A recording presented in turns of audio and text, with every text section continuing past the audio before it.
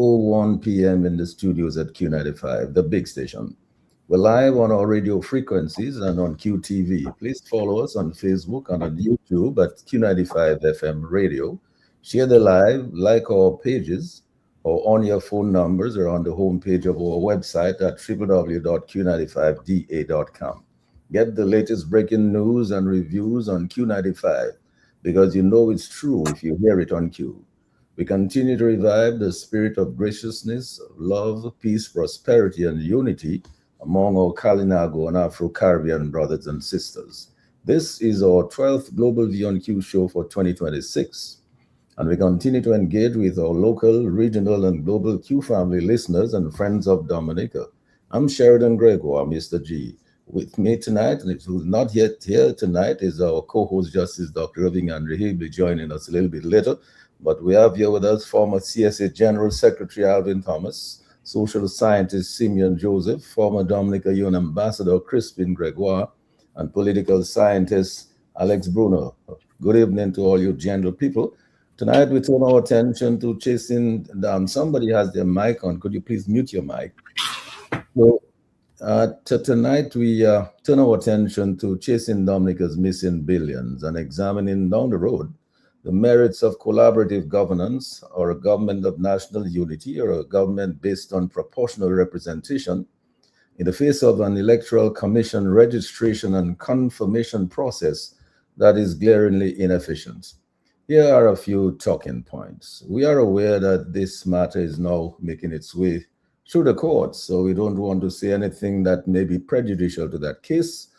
But where have all the billions from the CBI program gone? How do we recover Dominica's billions that may allegedly be hidden in mysterious accounts?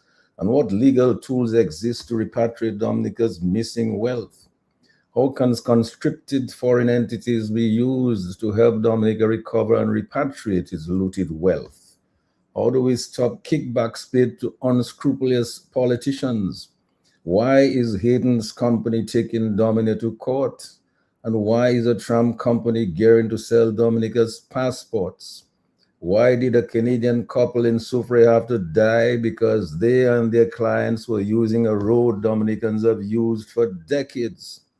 And why did the IMF country report on Dominica warn us about fiscal responsibility or maybe even indiscipline concerns? Now, with all this recent talk about political divisiveness and collaborative party politics, would Dominica be better off down the road with a government made up of collaborating political parties, or with a government of national unity, or with a system of proportional representation rather than the current winner-take-all parliamentary system we inherited from the British Westminster model? For example, someone who represents a constituency of, say, 7,000 electors in a community of 9,000 residents versus someone who represents a constituency of about 700 electors in a community of just 1,000 residents. Is that a reflection of a true balance in Parliament? We'll discuss that later on in the program. So what about allowing for securing the best and diverse human capital among our politicians to govern? Would a collaboration of party system, including independence, best deliver government of the people, for the people, and by the people? We have had a semblance of coalition government when the Freedom Party joined the Rosie Douglas Labour Party after the 2000 general election. Lauren Barnes Roberts then subsequently crossed the floor from the UWP to join the Labour Party. And thereafter, Julius Timothy and more recently, Joseph Isaac followed suit. How did this work out? And finally, will we succeed in getting all eligible Dominicans truly registered and confirmed by October 2026, considering that the current registration and confirmation process is so grossly inefficient? And here is a question. Are opposition candidates ready to contest an election by December 2026? Just asking. We can discuss that.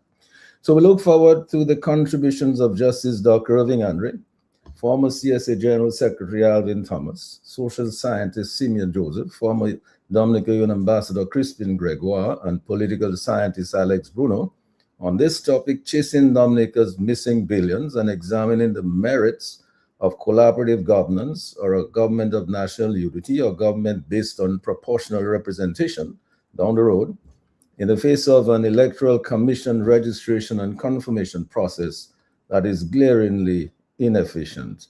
So as usual, we invite you, our Q family and friends of Dominica, to help us give our usual huge shout out and big thank you to our farmers, our healthcare providers, our frontline workers, our police and fire officers, teachers, doctors, nurses, public and private sector patriots, and friends of Dominica at home and abroad.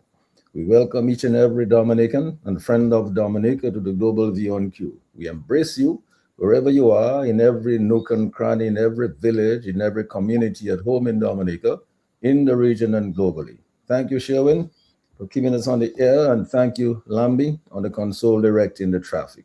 We will take your calls. As you know, the people's voice is always a priority on the Global View on Q.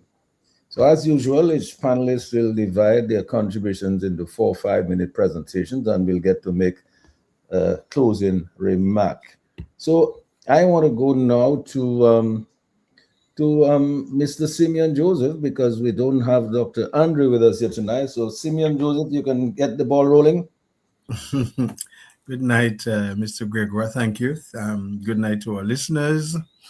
And it's a pleasure for me to be in the company of such illustrious forebearers, Crispin, Gregoire, Alvin Thomas, and of course, Alex Bruno, and hopefully Mr. Andre, Dr. Andre will join us soon.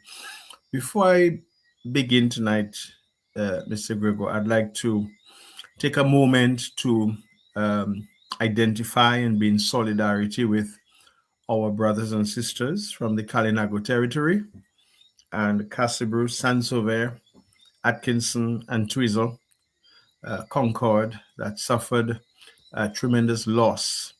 Thankfully, we had no deaths, but there was tremendous loss in terms of property, livelihoods, and other forms of sustenance by the people in that area. It's very heart-wrenching to see what some people have gone through. Some people I know have reached out to them, and the stories are very heartbreaking, especially when livelihoods have just gone away. So I want to reach out to them. And and thank you for that, Simeon. I would like to add all our voices here tonight in support of the remarks that you're making in that regard. We really wish them all the best in the suffering there tonight. And as we think about it, it reflects. But Mr. G, once again tonight, you've given us quite a lot of food to chew on. The menu is very extensive. Well, I've only seen a lot of stress guys that I have to give you work to do. So, I would, after having reviewed all the questions that you have posed for us this evening, I think 3 things come to mind. The first thing that comes to mind is accountability. How do we improve accountability? The second thing that comes to mind from the questions that you asked is something that I would want to refer to as collaborative governance. And also, I think underscoring all of that is the situation or the question of how do we enhance public trust in Dominica today? And I'm saying all of that given the context of the points that were raised. So within the context and the challenges that was placed before us today, in terms of the context first and then the challenges, one of the things that we have to contextualize is that in recent times, Dominica has faced scrutiny concerning governance practices and financial oversight in Dominica. The allegations include very opaque management of the citizenship by investment revenues, the misallocation of special funds and public funds from funding agencies, a lack of transparency in awarding government contracts, and weak enforcement of accountability mechanisms in government. So we have cases such as the Montreal Management Company, who has given a contract for the airport construction, and also the controversies that surround the CBI revenue streams These things illustrate systemic challenges in monitoring our public finances. And so the question has to be asked is, what is the role of government in that? When we think of all of that and where Dominica is now, as we think politically what is happening, as we look at the landscape, we cannot underscore the fact, we cannot overlook the fact, that government, for all intents and purposes, has a primary responsibility to ensure that the public funds are collected, they're allocated, and expended transparently. This is not happening. Oversight bodies such as the Director of Audit and the Financial Intelligence Unit ought to play a critical role in monitoring compliance. And the question is, are they? For all intents and purposes, we can say that is not happening. We also have to look at, to my mind, that any contextual analysis of the role of government should tell us that these institutions is strengthening and that they have to enforce existing financial regulations and ensure judicial independence, which is also lacking in Dominica, which has gone to the dogs, whereby this kind of financial mismanagement can be reduced and we could have clear reporting and public disclosure of all those large-scale contracts and investment programs that are essential for public confidence. We've had, all these apartments going up. We've had health clinics going up. We've had the hospital. We have the tram. We have the marina. And we have all those things.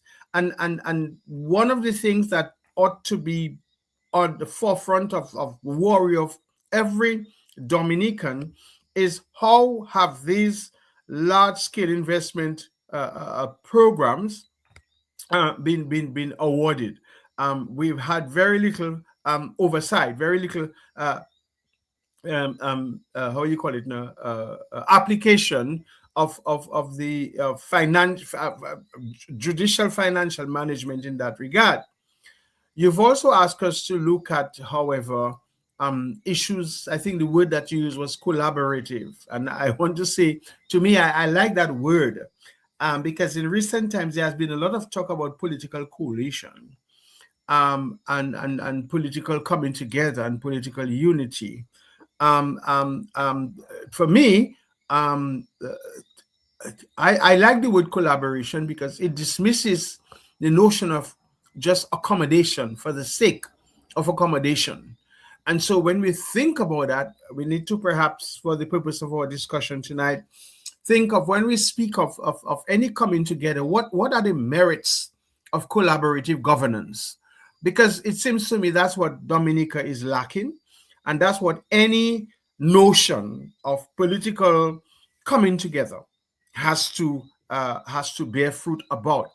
What kind of collaborative governments do we get? Where the government works closely with civil society, or the different community representatives, and the different independent oversight bodies that will offer the benefits that we need. So, what are some of those benefits? Transparency.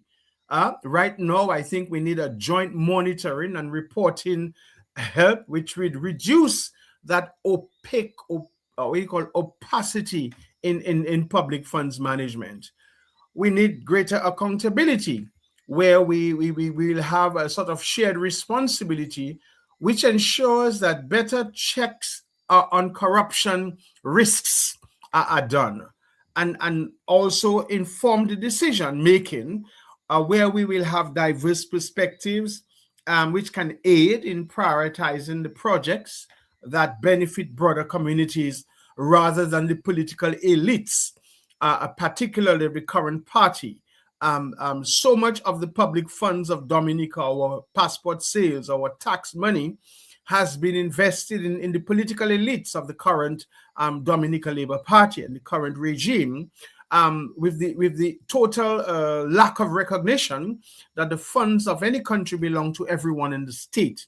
And for a long while now, we see that there has been this selective, nepotistic, selfish, evil intent and practice of the funds of the country being distributed and allocated primarily, specifically, and exclusively to friends of this political elite of the Dominican Labour Party. It would also, I think, collaborative governments would also, I think, lead to a certain level of public trust, whereby citizens can become engaged in the governance of a country and Dominica. That would foster a certain level of legitimacy and would reduce perceptions of financial mismanagement. Now, just to conclude my opening introduction tonight, I think when we think of the high level of lack of accountability, of suspect irregularities, of the spending of public funds in Dominica, I would say that if we are to address those discrepancies in Dominica, it's going to require both a strengthened governmental oversight and collaborative governance with the structures that would encourage transparency, accountability, and public participation, which has been absent for too long. I think it would also mean implementing a very robust auditing, improving the public disclosure of the CBI revenues, and that must begin as of yesterday, and actively involving civil society. I think more of our civil society needs to come on board, our trade unions, the organizations, the business organizations in Dominica, the churches, the community organizations. I think these people need to become more actively involved and in ensuring that the practical steps towards mitigating the risks of our mismanaged funds and restoring public confidence. If anything, Dominicans have lost confidence in governance. They have lost trust in the political directorate. We find that too many of the people in Dominica who should be standing up and taking positions are leaving or are quiet, or being what you call, even to what I call as a malaise, a disease. They are apathetic. They are indifferent to what is happening in Dominica today. And I think this is the time to call on everybody on board to ensure that what we can begin to make concrete practical steps towards mitigating this kind of mismanagement of public funds in Dominica, so that public confidence can be restored. And so I would like to begin very early by making a recommendation tonight, and that is every citizen of Dominica, the media, and all the independent watchdogs need to actively support clear reporting, prompt audits, and oversight reforms to ensure that all the public funds are traceable and managed in accordance with law and democratic principles.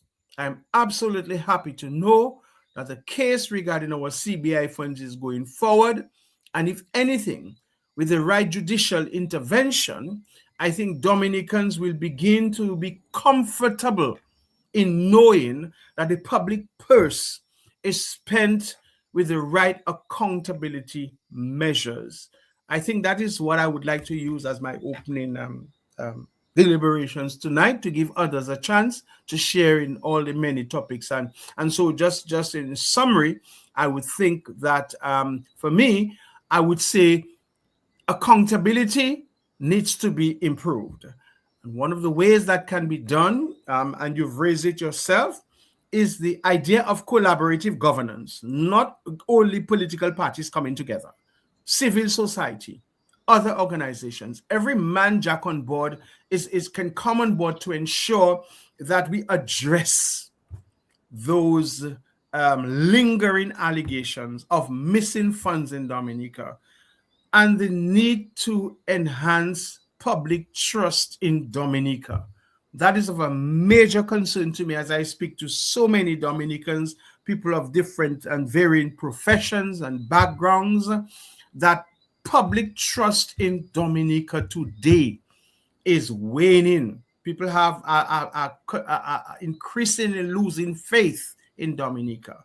People are are increasingly accepting the demise of good governance in Dominica. People are openly being compliant and complicit with the fact that the government can do what they want, when they want, how they want, with who they want.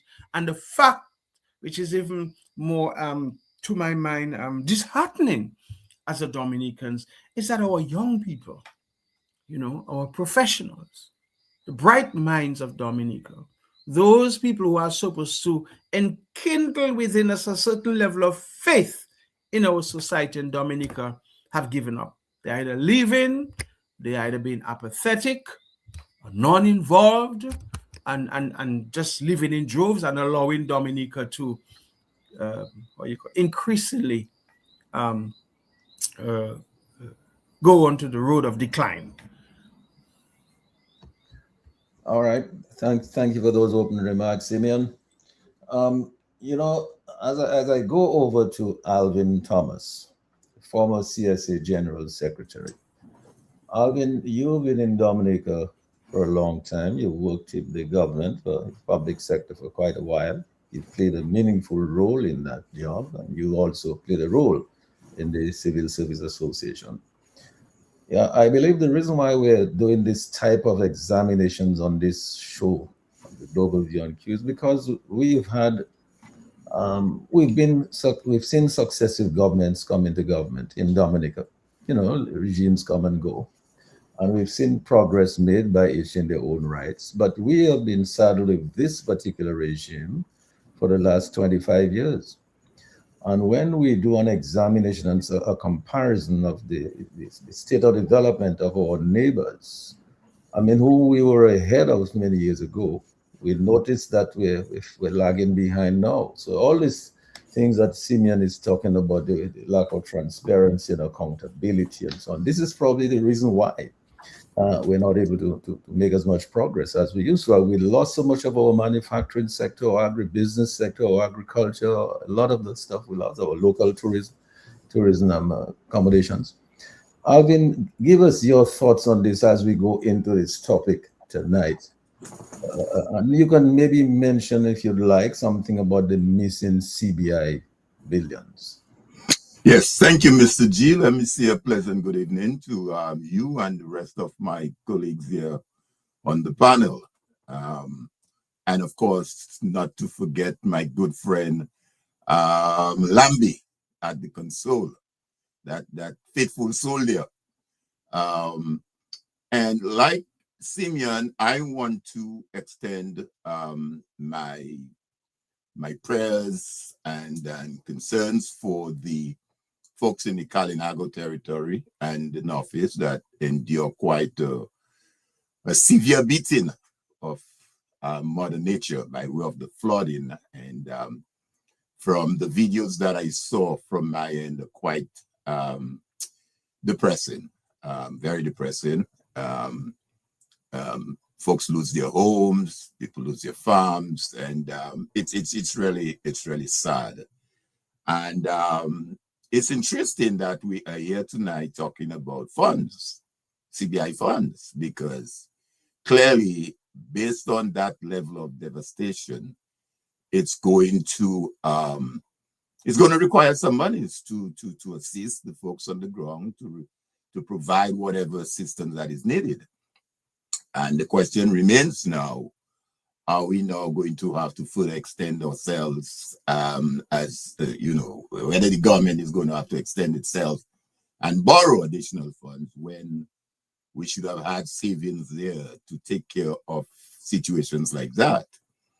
But before I continue further with my comments, I pose the question, and I'm sure you may have heard it yourself, Mr. G. Why these guys keep talking and talking and talking? These guys keep saying the same thing over and over. Are anyone listening to them? Anyone listening to us? What exactly are we hoping to achieve from all of that? Because at the end of the day, if we're just having this program purely for the exercise of it, and to share the knowledge and the information that we share without any action being taken, particularly on the ground back home, then I guess we might scratch our heads and figure out, you know, what else could we possibly do? So let me preface that with a short intro from Marcus Aurelius, one of these writers of back then. I'm sure my folks here are familiar with this author, Marcus Aurelius. And he had a quote where he says, "Where good men do nothing." And it goes on to say, often injustice lies in what you are doing, not only in what you are doing. You heard that? Often injustice lies in what you aren't doing, not only in what you are doing. And it goes on to say further that history abounds with evidence that humanity is capable of doing evil, not only actively, but passively. In some of the most shameful moments, from slavery to the Holocaust to segregation to the murder of Kitty Genovese, that was an American woman that was brutally murdered. Guilt wasn't limited to perpetrators, but to ordinary citizens who, for a multitude of reasons, declined to get involved. It's that old line, all evil needs to prevail is for good men and good women to do nothing. It is not enough to just not to do evil. You must also be a force for good in the world as best as you can, unquote. And I'm saying this to say, to pivot on what Simeon said.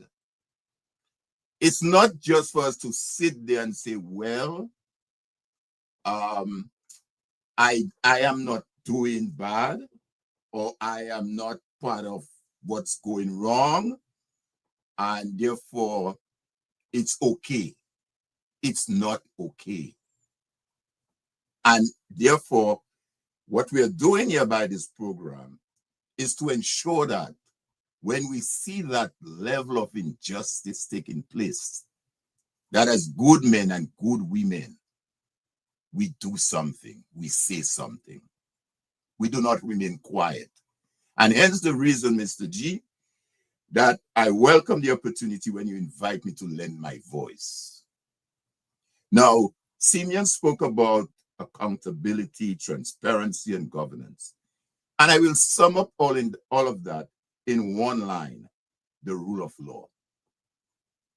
Where a country does not regard the rule of law, then you have crisis, you have chaos.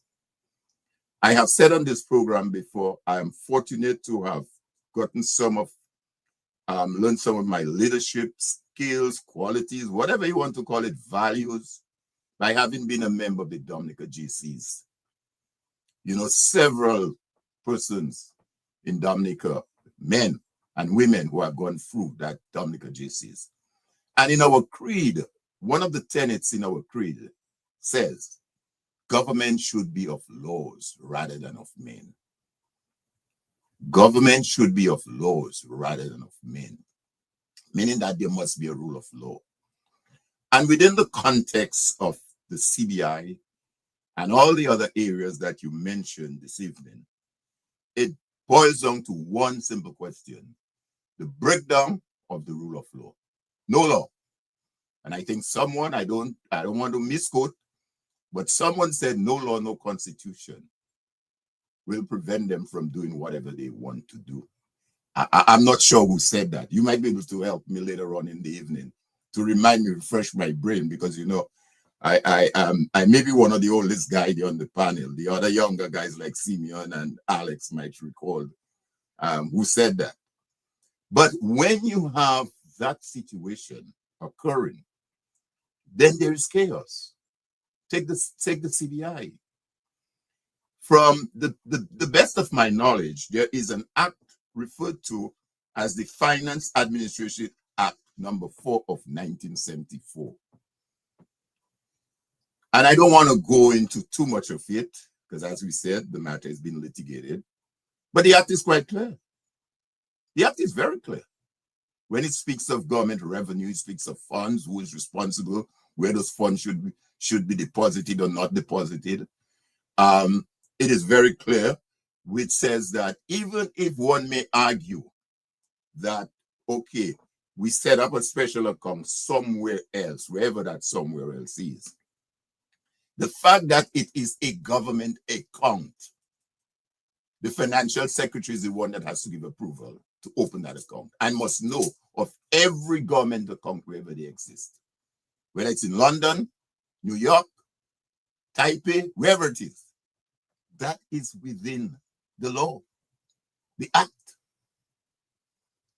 Mr. G, there is what is called the Public Procurement and Disposal of Public Property Act number 14 of 2021. And we see how that is also being violated. You hear about tenders, no open tenders. The act is clear. Certain values. If a tender is below a million or above $1 million, what protocol that needs to be followed? You hear and you see tenders, $3 million being awarded. You hear geothermal 50 million. You hear Trump 10 million, whatever million. Have you heard of an open contract? It allows in the regulation. It specifically allows for, even in the case of public procurement threshold, general regulations, high value procurement, contracts exceeding $20 million of work, 10 million goods and services, or 5 million consulting, requires publication in international media or online to attract international competition. So not just open to us, the local people, but even internationally, consulting contract of $5 million or more. Have you heard any of this contract being open? Mr. G, just recently, you had the Physical Planning Authority under the Physical Planning Act issued a stop order for works at Debwash. And that was violated. You had the embassy of China, the Chinese embassy, ambassador, come on air and imply that they have not broken any law in light of an existing stop order contract under the Physical Planning Act, the law, been violated. You see what's happening in the area of forestry. There's a Forestry Act that governs the management of the forestry in the country. Been violated. Every bit of legislation. I saw recently where the Ministry of, I think it is Housing or whatever it is, was allocating lands across Dominica for sale. Not a bad idea, of course, for young persons who want to acquire lands to build. There is an act that deals with how government should be disposed of lands. Bear in mind, when a government come into office, Mr. G, they own the assets of the state in trust. So you can't just come and just take it and give it away willy-nilly as you want to. That is why there are legislations to govern the protocol and the procedures for these things. Was that followed? You have environmental acts that are being violated. So it's yes, I agree, Simeon, entirely. It's on the question of the the accountability. But I think it is much broader than that. It has to do with the rule of law. And if there is no rule of law in a country, there is chaos. I know one of the areas you have mentioned in our talking points has to do with the murder of the what you call it, the two persons in Soufriere Scott said. Do you know, Mr. G, that there was a court decision? You hear me? A high court decision dated December 31st, 2029 on this matter. And interestingly, I would hope that when Justice Andre comes in, he will elaborate for the benefit of our listeners what is meant by an intervener in a legal matter. Because the Attorney General of the Commonwealth of Dominica was an intervener in this matter. You had the claimant, which is Daniel Langlois, and you had the defendant, Jonathan Lehrer. And you had what is called an intervener, meaning that the government had a vested interest in this matter as an intervener. And notwithstanding the decision of the courts, the judge ruled at section 43, 44 of this decision, it was violated. And you're talking about I'm not sure if the gentleman, I guess he may have been a Dominican, Jonathan, but you're talking about a public road, again, violation of the law. Mr. G, can you imagine yourself, wherever you live in Dominica, you decide on your own, you know what? Nobody passing there on that public road. That's my road. We're not talking about a shortcut or anything by us. We're talking about a designated public road under the laws of Dominica. And one individual decides that you are not to drive or pass on that public road. And the Attorney General and the government sat there, did nothing, notwithstanding repeated complaints from this claimant, and ended up with his death. That is not right. I was so incensed with that matter.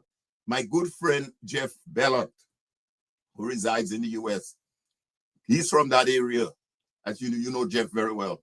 He was so incensed. He was flying down to Dominica. That took place in December, thereabout, end of November, early December of 2023. To me, man, I flew down to Dominica with him. And up until that time when we were there, the Prime Minister had not made a statement on the matter. He had not. The representative for the Soufriere, Galion, Scott said, had not even met with the people or made a statement. We had, when I mean we, Jeff Bellot and a couple of us had a town hall meeting with the people of Soufriere, Scott said, in 2023. So, Mr. G, I will just end by saying that within the broad context of what we're looking at is the question where one might say, we have a nation in crisis. And in that, there is no rule of law. There's a breakdown of rule of law. And where there is no rule of law, there is chaos. There is no order. I mean, I can go on and on. The Integrity Commission is another area. No rule of law. And we see it even more recently in the Electoral Commission, which I'm sure we will discuss. Because the law that was recently passed in March of last year, that specifically says that registration must be continuous and ongoing, was violated. I don't care what the CPO, what the chief election officer said about administrative. The law was violated. And we know of Mr. Gregor Nassif making reference to that. And it's a fact. Again, no rule of law. So I think the country, Dominica, requires some healing. Maybe what happened in the Kalinago territory and in office is a sign that this country needs healing. I think Gregor Nassif mentioned it on a program we were just recently at the weekend. We need a healing. Yep. Alvin, So I will end on that for now until we get to the other areas of which I'll be happy to make my comments. Yes, and thank you for your opening comments. I mean, it's always good to hear your comments on some of those things there. We'll come back to you later for some further comments on the rest of the topics here tonight. But Alex Bruno, our political scientist, I'm happy to come to you now. Alex, part of the reason why we keep doing this is because, things are bad in Dominica. I mean, the people are not doing well. The economy is not doing well. I mean, the sectors are not doing well. Manufacturing is not doing well. I mean, we need to do something. We can't just sit idle by and allow everything. I mean, even looking at this process for electoral, the electoral process of changing the electoral process. I mean, this is going so badly. Yeah. I mean, what really is going on, Alex? And I mean, maybe you can help us out and you make your opening remarks on the topic here tonight. You can comment on some of this. Yeah, sure. Well, I'm going to stick to 5 minutes as much as I can. So I'm actually putting on my stop clock to guide me. Because no need to worry about the stop clock. Yeah, we are a country in crisis. Alvin is correct, and so too is my family, friend and blood, Simeon Joseph, countryman as well.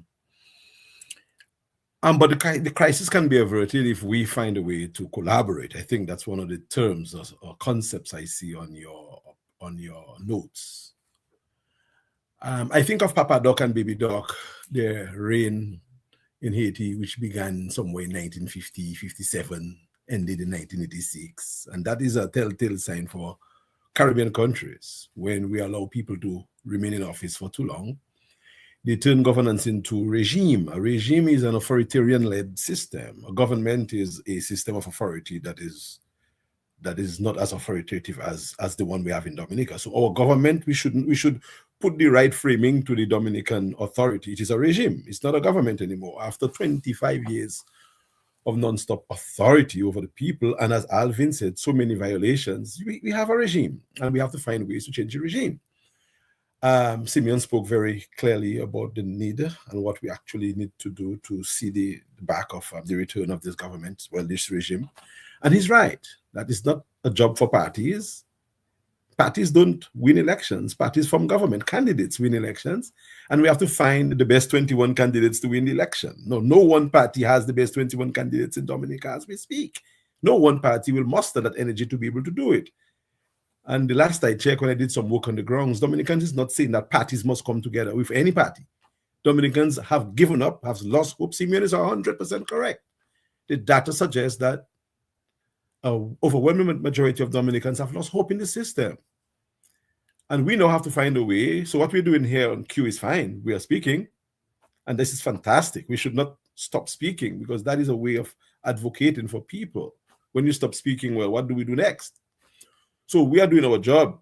The politicians now must find a way now to have conversations. I see Gregor is speaking. He's a very sensible gentleman. He's making some very timely contributions. But others like him have done so in the past, like Jerry Brisbane and Trevor Burton and others, even Dr. Severin. They have been making those kind of comments, and sometimes messengers does disappear because I think our people don't react.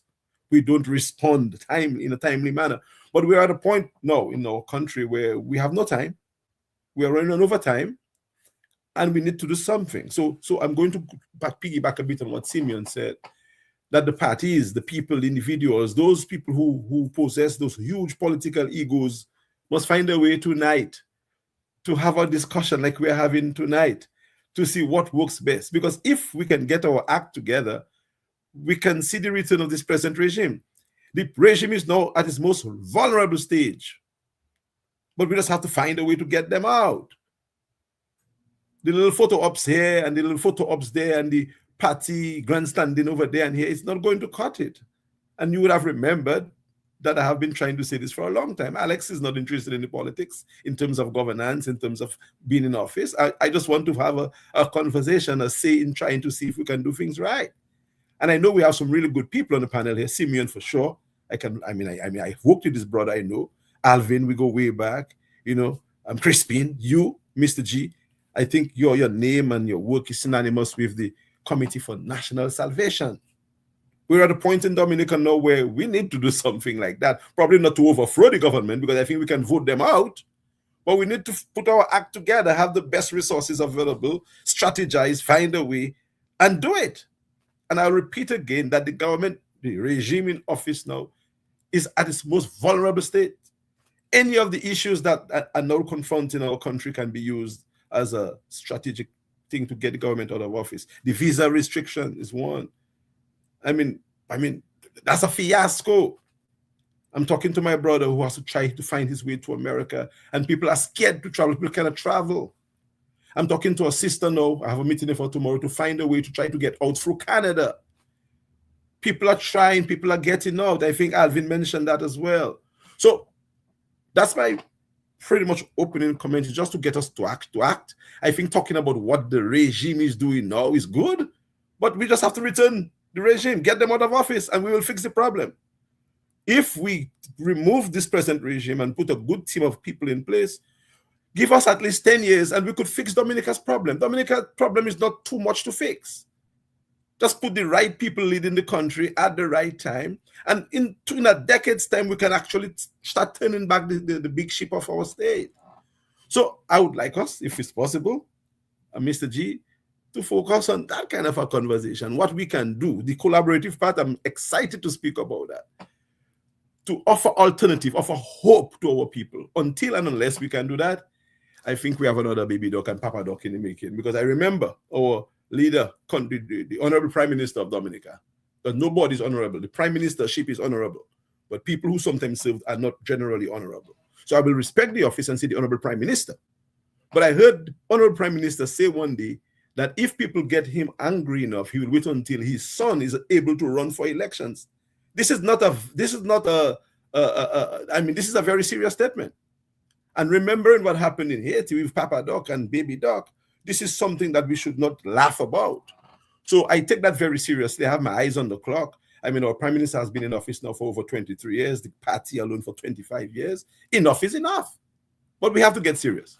And I'm hoping that on this Global View on Q, we will platform some programs that speak to common sense to our party leaders and party people who are interested in the politics, so that we can be speaking a year ago. Let's talk. Let's find a way to make it happen.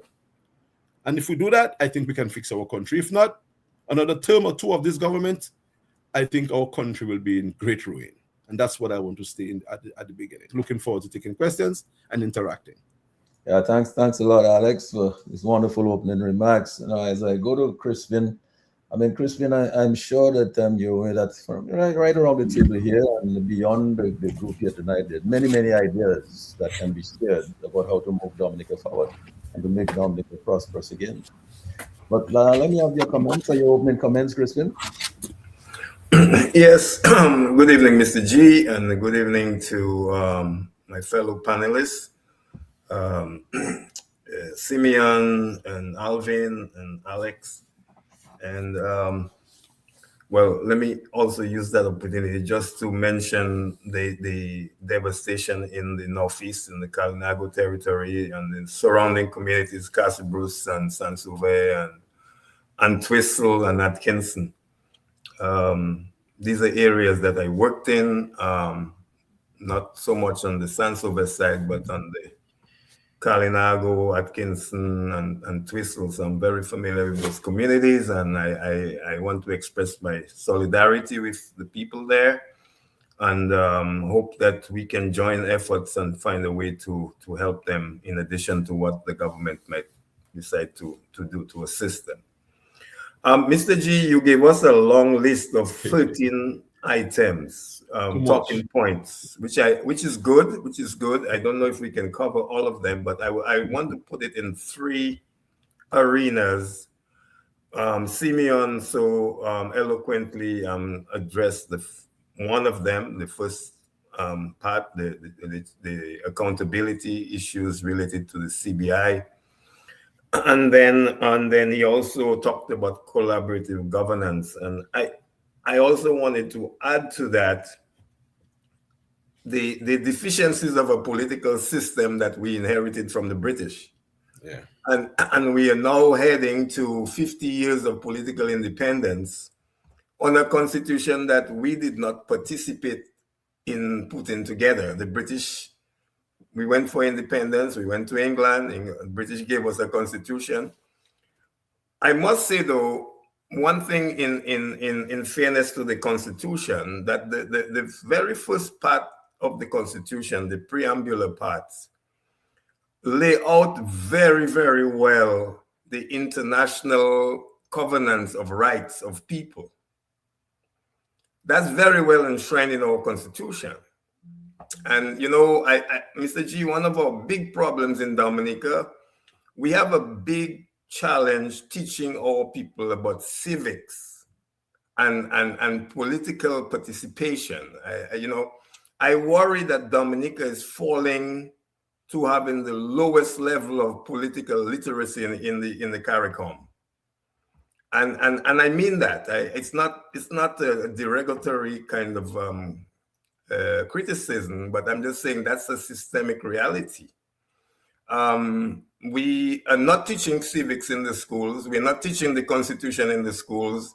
We don't have political discourse in our country anymore. People don't go to forums to discuss. You know, I don't know. We are retrogressing as a society, and that is worrying. And first and foremost, which I see a big problem that has emerged in the last 20 years, is what I call an exaggerated partisanship, to the extent that if you don't align with the Labour Party, then you're an enemy.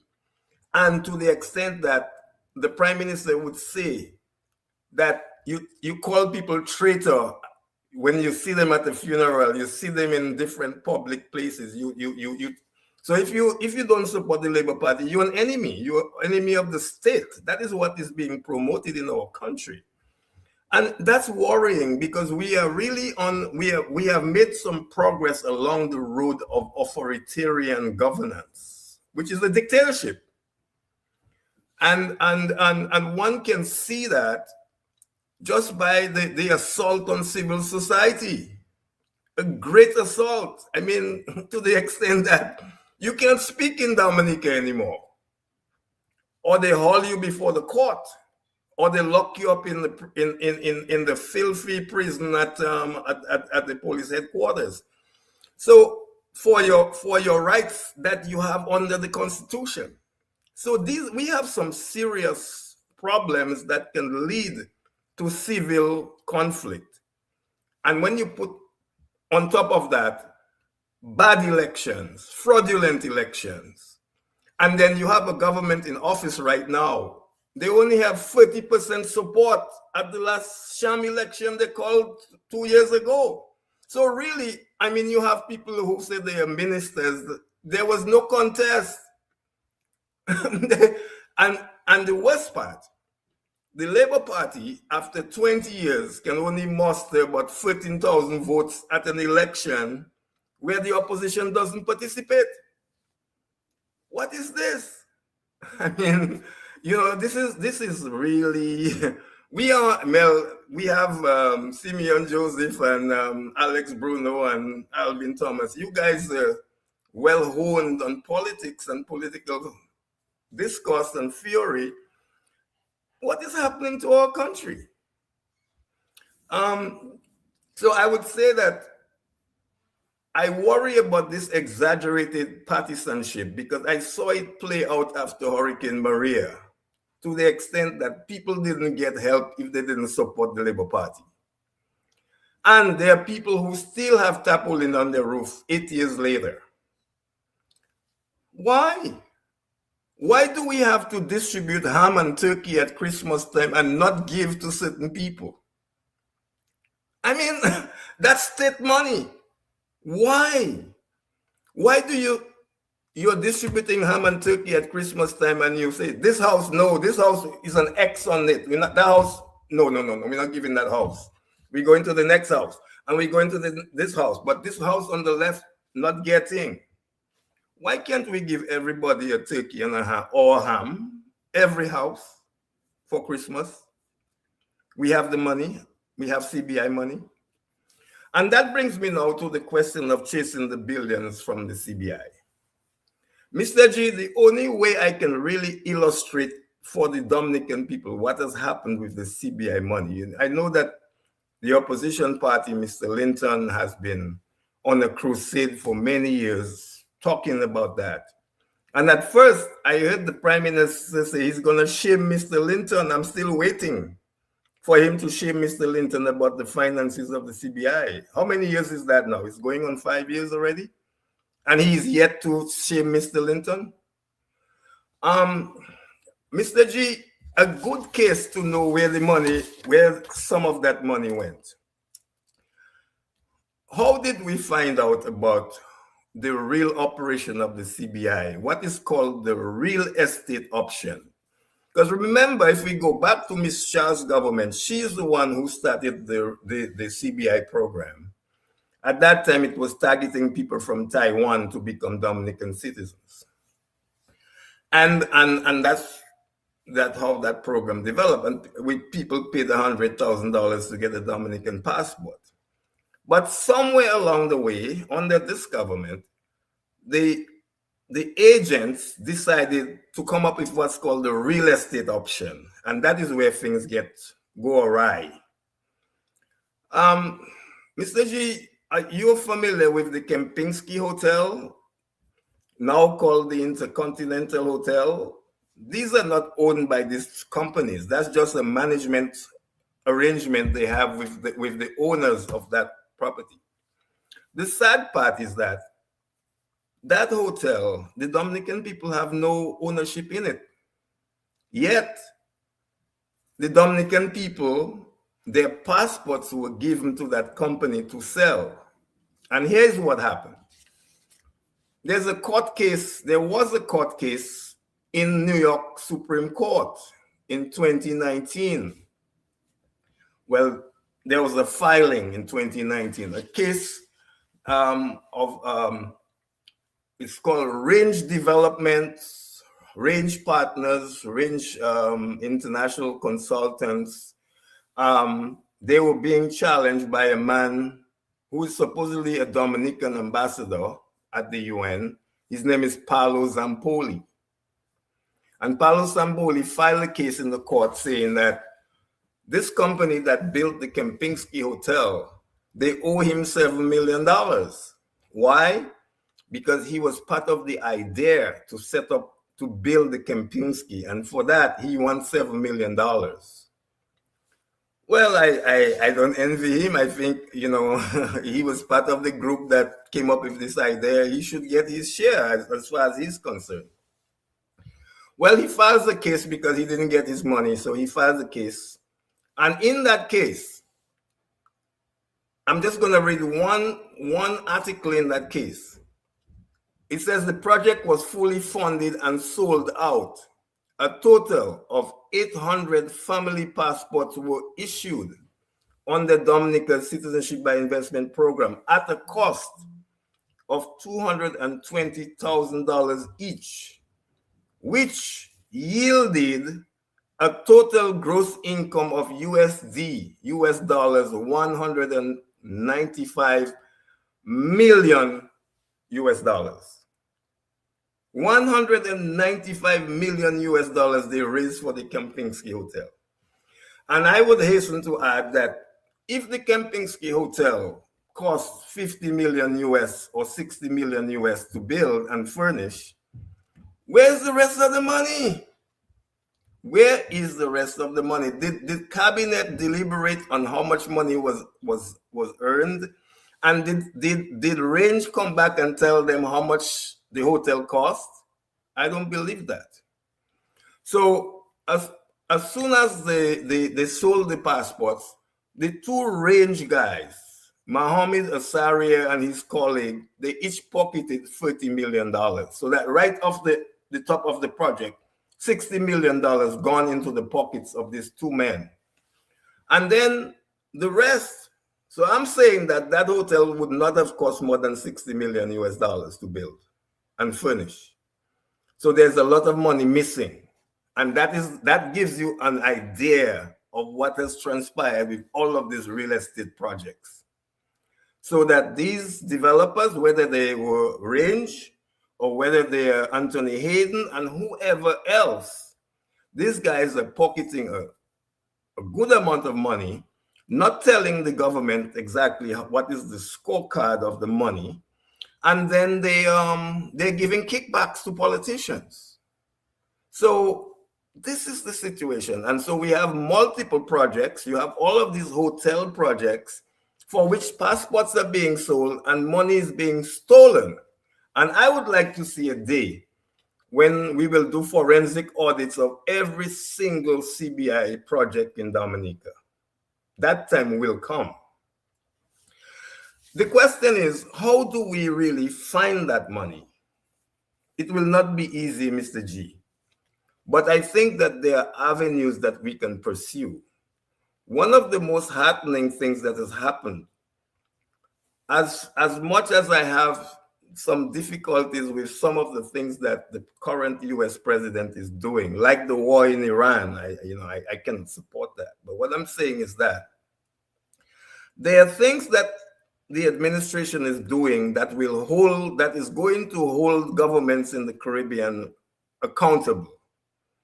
And these 5 countries that are doing CBI programs, they're under serious scrutiny from the US Department of Treasury and the Department of Homeland Security. These 2 entities, I think we can rely on them, not totally, but in some ways, to help us find where the money is. Now, the US Treasury, because this money is in US dollars, they know where to find the money. The US Treasury certainly knows how to find that money. Then you have the European Union, who are very concerned about that money not being in our treasury. And they're putting pressure on this government to do that. So I'm saying, so the accountability is of the CBI, we have to get to the bottom of it. And I'm very happy about the case that's in the courts, but cases in the courts can take a long time. I think that the accountability that is facing the Dominican people, if you want to come to accountability, you have an election coming up before the end of this year, I believe. And that is the opportunity that the Dominican people have to force accountability. So that is one thing. The second thing I should talk about is just by way of my introduction, I'm just not going to say too much more, but I see the issue of collaborative governance. My problem in Dominica is that the space for civil society has really been squeezed. We cannot develop a country without having a civil society.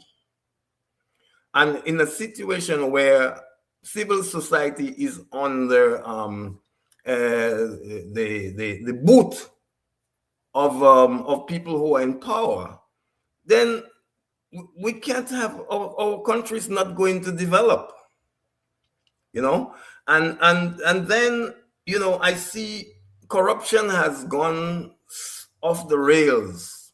The integrity commission that was established to set it up doesn't have teeth anymore.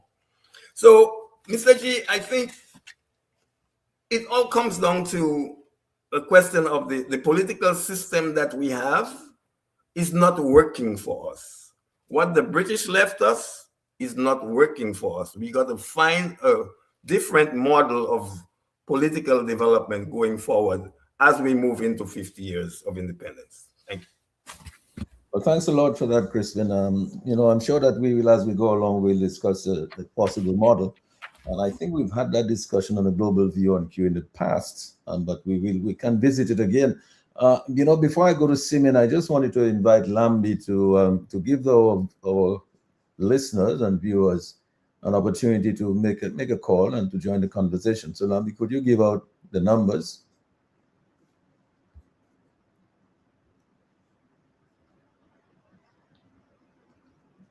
The numbers are as follow: 449-3095, 449-3096, 449-3097, 616-4257. Those are all local numbers. The overseas or international number is as follow: 305 432-9624. Let me run those numbers one more time. 449-309-59697, 616-4257, 305-432-9624. Back to you, Mr. G. Okay, so if call comes through, just make us a sign and then we'll stop and take the call. Simeon, let's get down to the brass tacks now. I mean, we can put all of the talking points that I have into this conversation as we develop it now. I mean, the Electoral Commission started a process of reconfirmation in October of last year. It's supposed to go on for 1 year and with a possible extension for 3 months. So the first year is up in October of this year. I personally don't think it is likely that this government will allow them to extend it any further for those 3 months. I believe that it is quite possible, depending the way the government has been behaving on snap elections. It is possible that the government may feel, well, it has an advantage over the opposition in terms of confirming people and whatnot, and pulling up a list that whatever it is, I mean, whether it's 10,000 or 20,000 people or 30,000 people that's registered and confirmed, they may decide to go along with it because certainly, I mean, this government likes Christmas elections.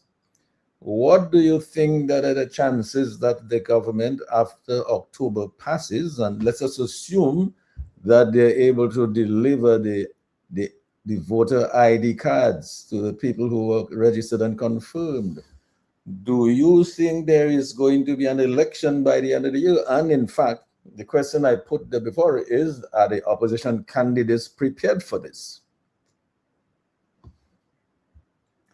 You need to unmute your mic, Simeon.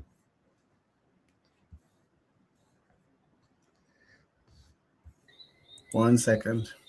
Yes, you're good. No, you muted again. Okay. Right, now you're all right. Yes, you're good now. No, you keep muting and unmute.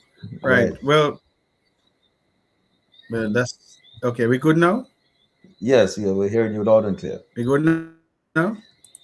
Yes. So I was saying, you, sorry about that, by the way. You've asked me a very loaded question because I'm not a clairvoyant and I don't know what is in the minds of the gentleman who currently holds the position of Prime Minister of this country.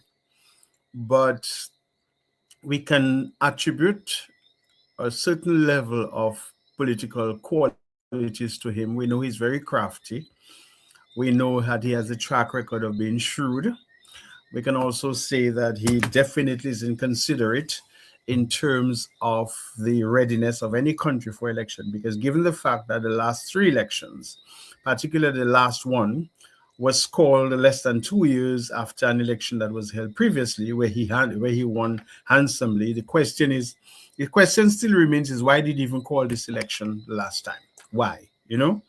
And so it's not to say that we've gotten better governments or representatives. As a matter of fact, I would say the last slate of candidates we had from this government who won the election have been the worst set of candidates and ministers than they are. I'm not sure if we can see that Petit Savan has a representative. I'm not sure we can see that Laplane has a representative. I'm not sure we can see that Grand Fort has a representative, or the Kalinago territory. So by and large, I'm not sure if Jew Black can say they have a representative, or St. Joseph, as that matter of fact. I'm not sure. I think there has been the worst slate of political candidates that has ever run for the Dominican Republic. Because why? The people of Dominic, elections, Mr. Gregoire, are about governance, okay? Elections are about representation of people on a higher level. Elections are about providing stability and clear governance, representation and inclusivity, and national unity. That's what elections are about, essentially, where you promote a stabilized state and you advance shared national goals. And to a very large extent, I don't think many people in Dominica understand that's what elections are. And so the Prime Minister capitalizes on that ignorance and think that it's all about mayhem of music and large crowds and colors and paraphernalia, etc. And that is what elections have come to in Dominica.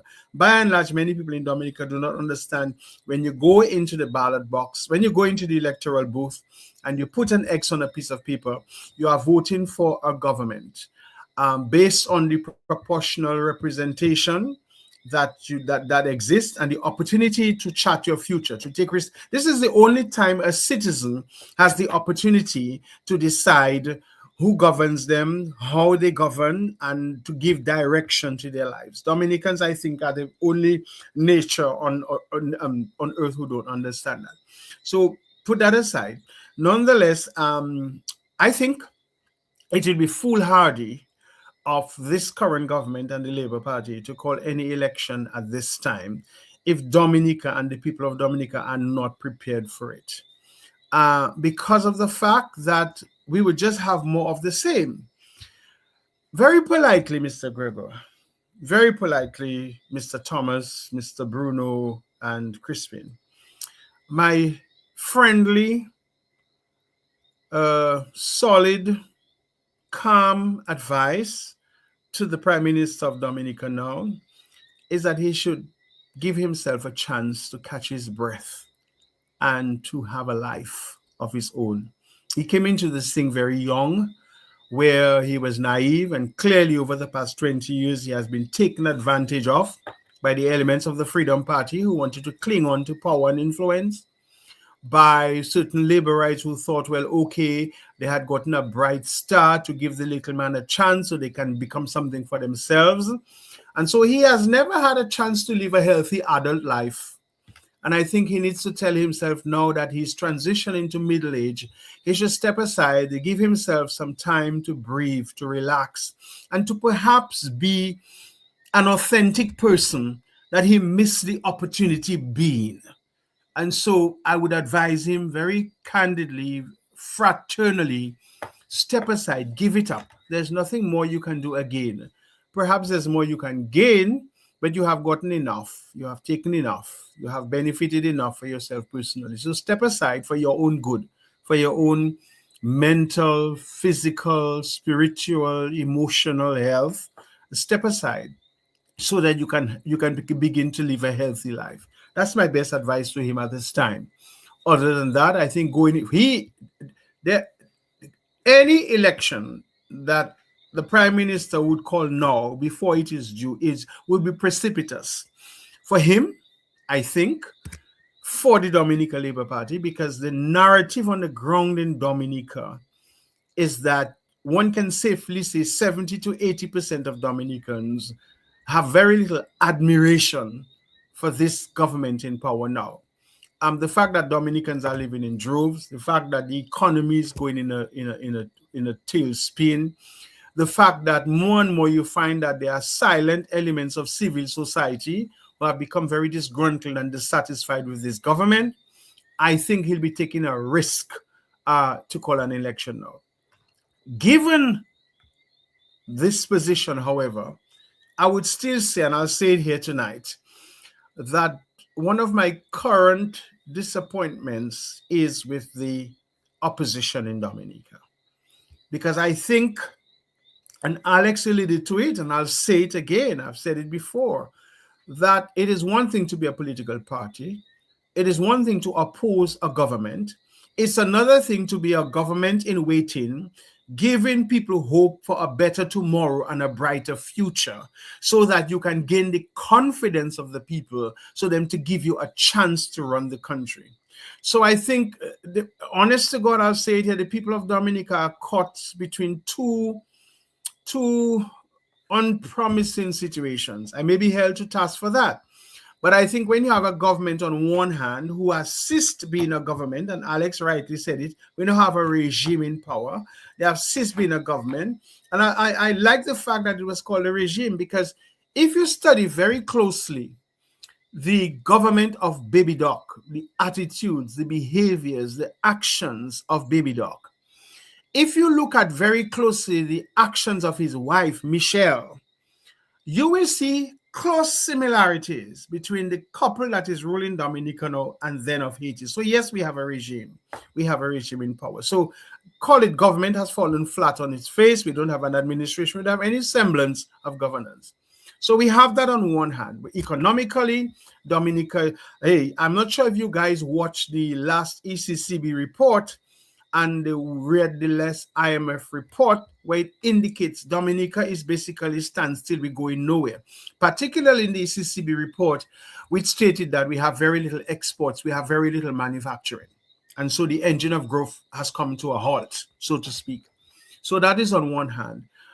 The social fabric of Dominica is one that is questionable. Just look at the levels of breakdown of many areas of the security of the state as well is at risk in Dominica. And there are many other areas. First of all, any Labour Party government is supposed to be a government that is socially driven. But we have a healthcare sector we have a welfare sector that is question. We have an education sector. We have an agricultural sector. So the Labour Party is founded on social transformation.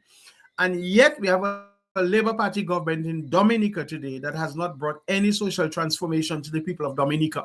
If anything, all we have are a group of Labour Party elites who are benefiting, as I said earlier, from the weaknesses of the current regime in power. So that's one.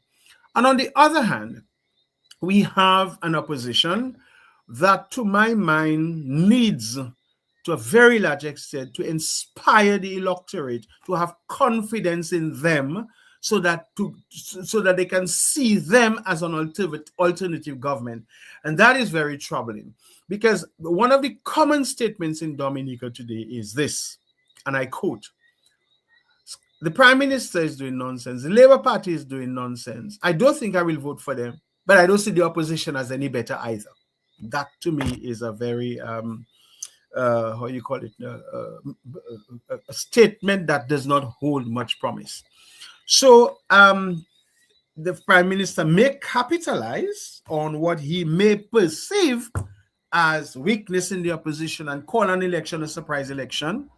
But I think prudence would tell him, given the fact that the current political landscape in Dominica is not in favor of the Dominica Labour Party, he will have a hard task, I think, convincing the people of Dominica that he should get another chance to rule this country. Because by and large, Dominicans are fed up.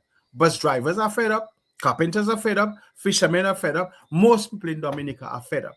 And I think now, with the increasing volume of civil society, people like Mr. Gregoire, Mr. Brisbane has been back. If we listen to the people, the vast, how you call it, background of the people who are speaking against the DeBois issue, you listen to many things in the country today. Clearly and truly, I think one can safely say that this current government has lost taste into the minds and hearts of the people of Dominica. So we'll be taking a risk. So these are the precipitous things that I would want to see. Nonetheless, I would like to recommend that we pay close attention to the reconfirmation process, and we need to focus on how do we address the national crisis that we have now and the deep divisions that we are facing, and how we can stabilize our nation state to promote a certain level of peace building and advance our shared national goals, so that we will have an advantage of unity of purpose, whereby we will return to the era of increased healthy proportional representation in Dominica, and whereby the minorities, the different interests in Dominica will be able to come together, and whereby we will be able to have that coalition, so to speak. And I'm not talking about party coalition.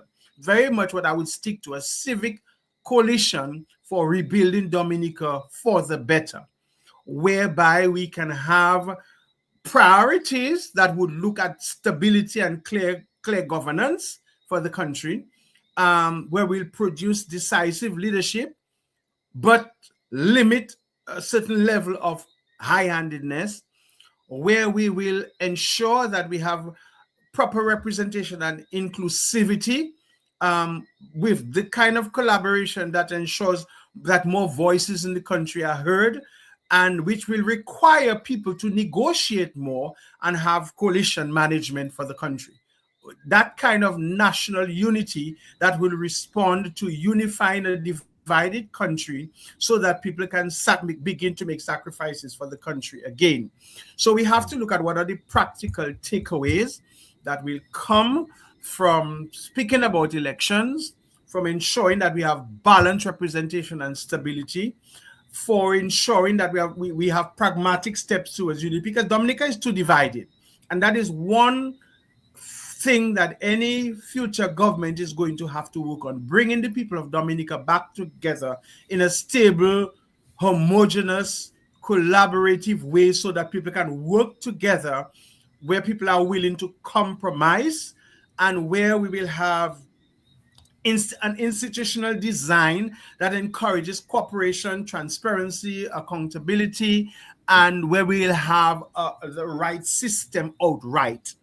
Other than that, unless we can guarantee the people of Dominica that an election is going to bring that, it is foolhardy for the Prime Minister of Dominica to think he can pull the rug on people's feet or call a snap election or surprise anybody into an election.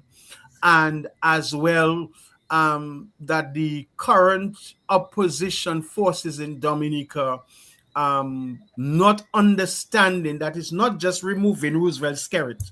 Yeah. It's not just that.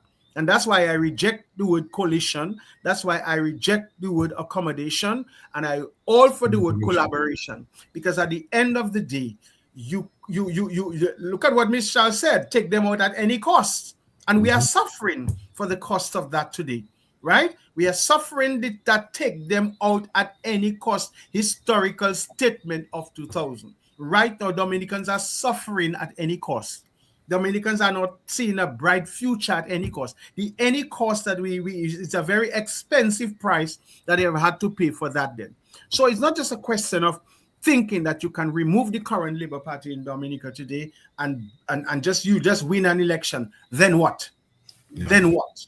What are you offering the people of Dominica to get them to understand? Okay, that we have a formation of an agreement where we face the challenges, so that Dominica can turn around this 23 years of bad Labour Party government, of bad prime ministerial leadership, of government without representation, of parliamentarians who do not understand that they work for and on behalf of the people and not the prime minister in charge, of an executive, of a judiciary, of a legislature that has failed the people of Dominica miserably. Dominica deserves better. We need better. The people of Dominica deserve better. And so my call tonight is to tell the current Prime Minister to sober up and to think second 3 times before he calls the next election, and to encourage the opposition forces in Dominica to understand that the task at hand, it's much more difficult than we would imagine to restore Dominica to where it needs to be. And I have great faith in Dominica. We have been proven in the past that we could have been a very formidable country. We have been set back 23 years, because when you look at 30 years ago, Dominica was ahead of St. Lucia, St. Vincent, Grenada, Antigua. 30 years ago, we led the way in agriculture. We led the way in education. We led the way in health. We led the way in communication. We led the way in many areas. Today, we led the way in harnessing our natural resources. Today, tourism. Today, we are behind. So we have been deprived of 23 years of bad governance. We have to turn that around. And this gentleman must find some peace of mind, some peaceful place where he can have a peaceful heart, and allow Dominica to breathe. Well, thank you for that intervention, Simeon. You know, I think that although I was supposed to really go back to Alvin, but I want to go to Alex. I suspect Alex wants to add something to what Simeon has just said. You know, and Alex, he'll talk about civic collaboration and so on. Isn't that what we had in 1979 with the Committee for National Salvation? Oh, yes, certainly. And I think we should learn from history. And Alvin knows a lot about that too. We should certainly learn from the past. The things that we need to do. I mean, it's so glaring and so clear. And I'm happy that Simeon spoke about the unpopularity of the current regime and the leader.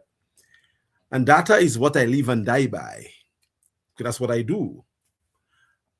And just to give some support to my brother and friend and family member, Simeon, when he talked about the unpopularity of the present prime minister. In a survey just about 18 months old, the question was asked, in your view, should Roosevelt Skerrit continue to serve as Dominica's prime minister beyond his current term? 73% of Dominicans say no, including labor rights. Only 15% popularity. Yes, that he should continue. And another question was asked of the people, and I think I have shared some of that information with my good friend Alvin. So Alvin can attest to that. We had conversations about those things because data is what they use to beat us. So we should use the same data to beat them too. You cannot go to politics in the modern time without the strategic, scientific driven data that help you to win the elections. You have to see what people are saying. Do you believe that the DLP should continue serving as Dominica's government past the current term? 67% said no, including labor rights. 19% said yes. So in the teens in terms of popularity of the present government. So Simeon is correct. Rate Roosevelt Skerrit's job performance as Prime Minister of Dominica. Excellent, 1%. Great, 1%. Good, 15%. Average, 38%. Poor, 33%. So you see they're in the little teens in terms of popularity. So we don't have a popular government or regime in office. We have a regime that is hanging on to power by a very reduced majority. And Crispin said he talked about the 30% in terms of support that the government has, and the poll actually found it. That 33% of the people said that they did and would support the party in power now. So I just wanted to jump in there to give some strength to what Simeon said. I guess Simeon must have done some work on the ground, some scientific work on the ground as well. But that is what the data is telling us. And Simeon is correct again when he talks about the team of individual to rival the present administration. Dominicans are not favoring a coming together of all parties. They are saying if people can find a way to work together and offer hope. Simeon spoke to that as well. Taking now the government now is not all. You have to offer hope. You have to offer a new perspective, a new way of actually governing our country. And people will come to you. And Simeon is correct. If the prime minister calls the election now, he might woo the day that he calls it. He most likely will lose, but the team who's going up against him must be organized to win. So I just wanted to jump in there to really give some strength in terms of using the data to support Simeon, because he's right on the money when it comes to this. And that's what I think we should be doing now. Call out the errors of the present regime, but prepare to replace the regime by offering the people something that works. And of course, Mr. G spoke about the Committee of National Salvation. If anybody does not understand that now, I think I'll leave it to maybe Crispin or Alvin to speak about when their turn come to speak. But that is where I think our head should be. Getting the best ideas, the best team, the best group of people together, led by somebody, somewhere, somehow, to replace the present regime that is running Dominica's affairs. So thank you for getting me to jump in at this point. I really wanted to give some support to Simeon in terms of his contribution. Yes, and very good. Alvin, you were around for the Committee for National Salvation in 79. I mean, you are also around now. I mean, and I'm sure you're in the middle of everything that's going on. I mean, you certainly know a lot about what's going on in opposition forces. You know the level of the state of preparedness. I imagine you would know something about that. I don't know whether, in fact, the opposition forces have gathered their candidates together. And I'm keeping in mind that it's possible that there could be an election by December of this year. In other words, after this confirmation process ends in October, who knows when an election will be called. So the point is, I mean, do you get a sense that the opposition is garnering its candidates and is in a state of preparedness and ready for this? Well, thank you, Mr. G. You're asking me a question that I suspect maybe Simeon might be in a better position on the ground to answer that for me. But no, I think though that, and I subscribe to the comments that Simeon made earlier and to Alex as well. But let me begin by saying though that if you go around Dominica, you might find quite a number of Dominicans are related, you know, in some shape or form. Cousin, nene, auntie, uncle, whatever the case might be. And we are talking about a population of somewhere about 70,000 people. I live in Atlanta, and Delta Airlines, the Delta Airlines employee staff is over 100,000. Well over 100,000. That's one company, you know, in Atlanta, Delta Airlines, is over 100,000. And, you know, you go to a basketball game in the stadium and you have what? 250,000 people there at the game. So I'm saying all of this to say that a 70,000 population is not something that is beyond us as a people to manage and come together. And even on the question of the political thing itself, the political parties in terms of their philosophy, what they stand for, is not that far apart. It's not like in Europe where you have the left, or the whatever they call themselves. I mean, by and large, they speak about the same issue: governance, unemployment, youth, healthcare, you name it. Okay, but I agree with Simeon that I think what the political parties need to understand is that a civic coalition does not mean doing away with your philosophy as a party. It's a civic coalition that is required, and reference is made of the CNN. And I think what the only difference here, which I'll say in light of what Crispin shared earlier, is the fact that we unfortunately in an era where our young people are not as civic-minded as obtained in 79. Where a young person like myself, I mean, we were well-versed. We came from SMA where we read, we debated, we discussed. I mean, you know, institutions were there, libraries were there, Boy Scouts were there, Cadet Corps was there, groups, youth groups, you name it. I mean, we were well-read. I mean, when Alex started working in his first young days at DBS or whatever, Alex was 2-3 times mature than what you'd find a young man coming in the employment system now. However, having said that, I still believe there is more that unites us as a people in Dominica that divide us. I'm convinced of that. There is more that unites us than divides us as a people. And the National Committee for Salvation, National Salvation Committee, brought a broad spectrum of people. You had people from the church, the unions, the employers federation, political parties, youth groups.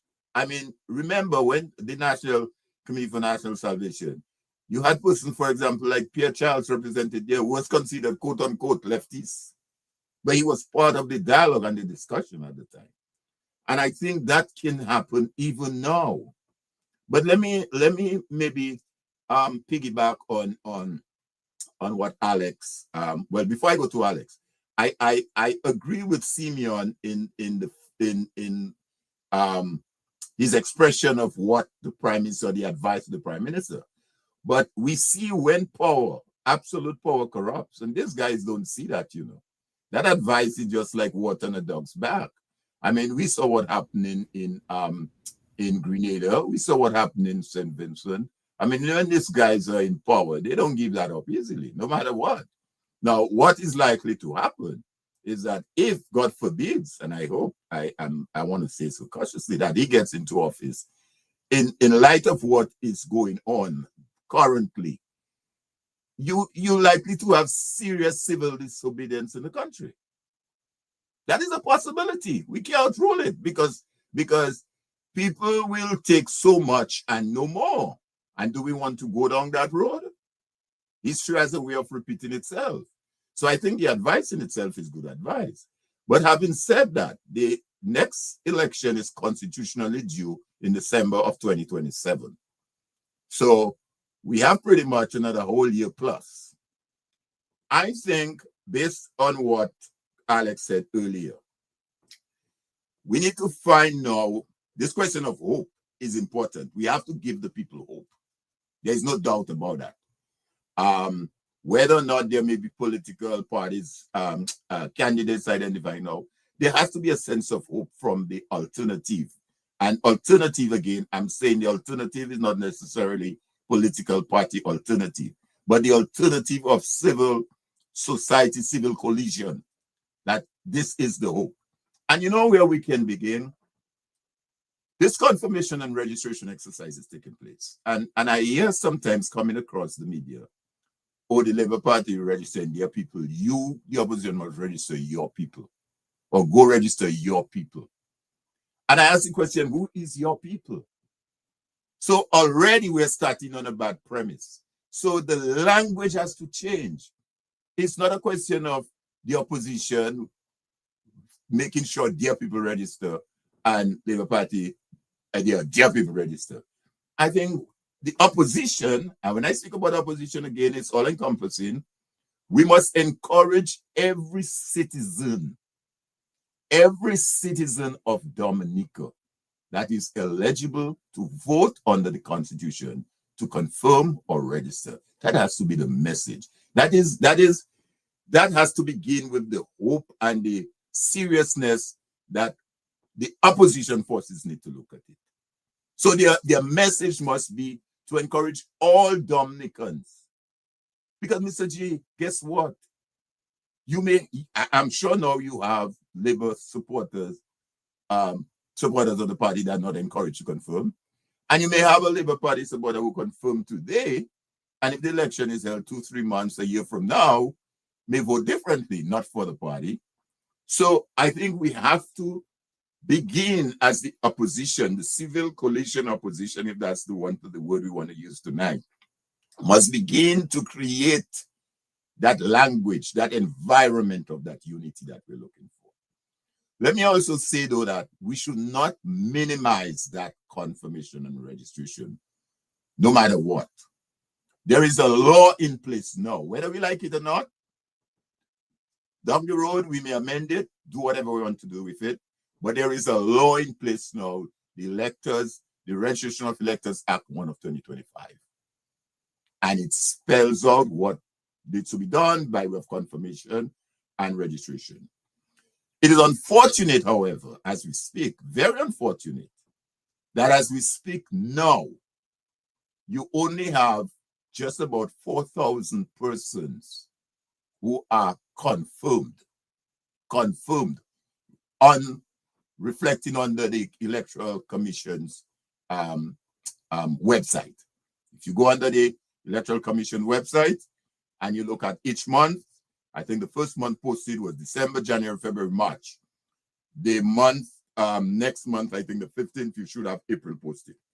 It's less than 4,000 people, thereabout.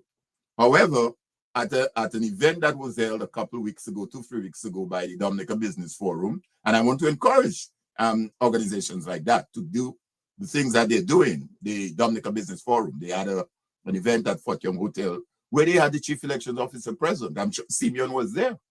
And she indicated that they have to date had 14,192 persons apply for confirmation. 14,000. And out of that 14,192, you only have about 4,000. So it means another 10,000 persons are out there to be processed. That is unacceptable. Very much unacceptable. Okay? You have a situation as well where she says that the ID cards, they got some cards, and the cards were of bad quality. So she as Chief Election Officer, decided to discard the card and order new cards. Now, you know, all of this nonsense, poor administrative control. I mean, how are you telling me that you're ordering a stock of cards, and when the cards arrive, you find the cards are no good and you have to discard all the cards and order new cards? But notwithstanding these challenges, I think the civic coalition opposition must encourage people to confirm, to register, to make sure your name is on that electors list. Because at the end of the day, whether the elections is called in December or when it's constitutionally due in December of 2027, in order to vote, your name must be on a list. There are two ways a government can be changed, by the ballot or otherwise. We see it, it's a fact. We want to maintain the democracy and to have our government changed by the people through the ballot. And therefore, the only way that this works effectively in a democracy is to ensure that each man or woman who has that right to vote is able to exercise that right when that election is called. And to do that, your name must be on a list. So I'm appealing to all the opposition forces on island, the business people, the trade union, the churches, all of the various organizations, to encourage Dominicans to go out and have their name confirmed, or those who are eligible to register who are 18 years and over to register. The churches, for example, could make an announcement at their Sunday Mass, encourage people to go out to vote. The trade unions can make that announcement. The business sector, give the people some time to go and do that confirmation. And I think too that civic organizations need to continue to bear pressure on the Electoral Commission. Given that under the Constitution, Section 38 gives the Election Commission that authority to call an election, not the Prime Minister. The Prime Minister can announce, tell the President that he wants to prorogue the House. But if the Commission, which under Section 5711 ought not to take authority direction from any person's authority, if the Commission says we are not ready, then that is the final say. So we need to put pressure on that commission to ensure that we can get them in a position to ensure an election when it's due. All right. Alvin, well, thanks a lot for that. I mean, but of course, I mean, it's a little bit, you're expecting a little bit more. I think Lambi has a call. All right, Lambi, let's take the call. Good evening, caller. Please go ahead. To Mr. G and the panelists, let me say respect to all the gentlemen tonight, including Lambi for the piece that he play a great role in that. Mr. G, let me say something for all I've heard tonight on this program. Lots of great ideas, lots of very important information. But I often listen to what's taking place in Dominica, and I draw my own conclusion based on what I hear. I've heard that where we are now is one guy who decided he's not going to deal with no laws and he's going to do what he wants. I think Alvin highlighted that. Other panelists made different ideas. Simeon is always a great contributor to your radio station and to the listeners. But me as a layman listening, I think some people may say, yes, we could turn Dominica back, but I've learned certain words and phrases. Opportunity that lost cannot be regained. Dominica can be saved, yes, but it will be at a very, very high cost. I say that because let me say the one of the best opportunities Dominica had, other than agricultural products, giving Dominica a good life. What takes place right now with the passport money is going to be a hell of a task, bringing that money back to this country. And the problem with that, from the inception, they stole the money. I'm not going to cut no words and be diplomatic about it. What happens with that passport money? And it really, the point on steroids, when after this guy, Mohammed, what his name, MMC, okay? This guy came as a disaster entrepreneur. What they have a term that they call it, If it come to me, I'll give it to you. Disaster capitalists. Okay? When people down and out and they're trying to get themselves together and all what's taking place, they swoop in like the vultures that they are. And these are the time they sign their deal. They have been told, people have been told that this guy came here and he gave this and he was very helpful. It's all a lie, a made up story. Okay? Because what took place with that is one of the greatest mistakes, one of the biggest heists ever taken place in the Caribbean, other than you have Papa Doc still hated money for umpteen years. And I never once, and I will say, and I've said it before, never once had confidence in a guy like Skerrit could run a country. You give a child to be king, biggest mistake. So a lot of people have their hands coming back at them to take that blame for being lack of being not too informed, number one, and for lack of responsibility to you putting a child king in place to run a country. Okay, now there are some other issues. I just want to hit one real quick. What's his name? I think the former ambassador. What's your name? Crispin Gregoire. Crispin Gregoire. Yes, Mr. Gregoire. I've heard you said it a couple times, and you say that the parliamentarian type constitution we have, but I've never heard you say what would you do, tweak it, or which one would you have instead of.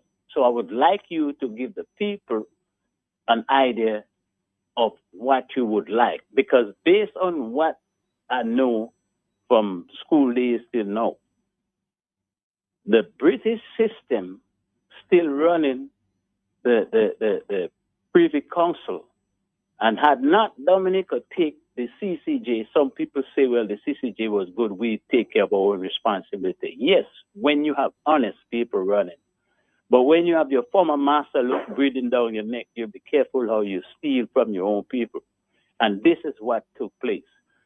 One thing you said that I've always argued with, a lot of our people are not what you call politically astute. They don't study civics. They know nothing about where they are, the country they live. If you ask them a historical question or historical facts or whatever, most of them don't know it. And it's a very dangerous thing when you have that mindset where people sit and wait for an election to call on a drum beat, somebody give them a red shirt and give them some money just for that moment, just for the night or for the week. Pay for the rum at a rum shop, and they suffer for the next 5 years. They're not that astute to understand that concept of you being basically bamboozled by somebody just to give them a vote for 300, 500, a drink of rum. So a lot of these things that you guys talk about tonight are very, very important and very educational. But our people are not grasping it. The people are not sophisticated enough to read between the lines. You almost have to teach them like you teach in kindergarten, ABC. Because for 23 years, a man running a country, he's selling passports, he's doing all his money offshore, account and all this stuff, should never be. And he never give account for where is what, the expenditures, how much spent, how much was, none of the details. Who would give a man a store to run or a business to run and you don't get a detail? You know what? And lastly, I'm going now. Yep. On that electoral issue, I just read an article on DNO earlier today that Mr. Nasif said they should just take this thing and put it in the trash and start over so people can have a little more confidence in it, because the corruption is so ripe, Matt. I mean, Yeah. Sheridan.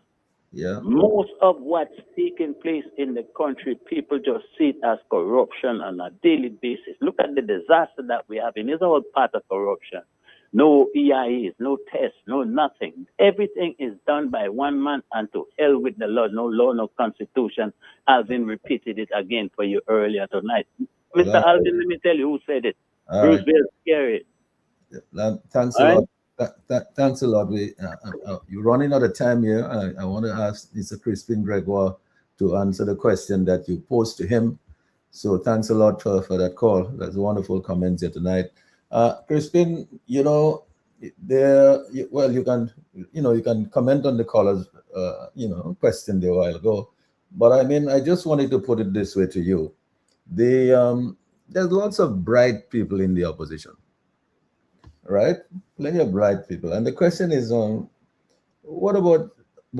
they really doing anything about this collaborative mechanism that we're talking about in preparation for what is coming? There isn't going to be an election at some point, but I personally feel that it could be by December this year. I mean, because looking at the past history of this thing, somebody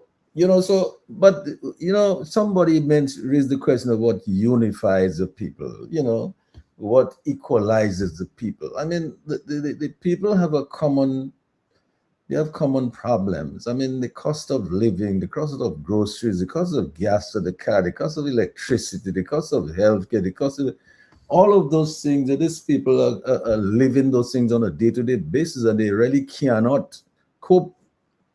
So it seems to me that the opposition, these bright people in the opposition, should be able to put their heads together and come up with a plan to give the people develop some trust in them, and to have hope and confidence that they could do better. Certainly, I don't think it's too late, but I think they should gear up to do something right now. Your thoughts, Crispin? You're muted. You need to unmute your mic.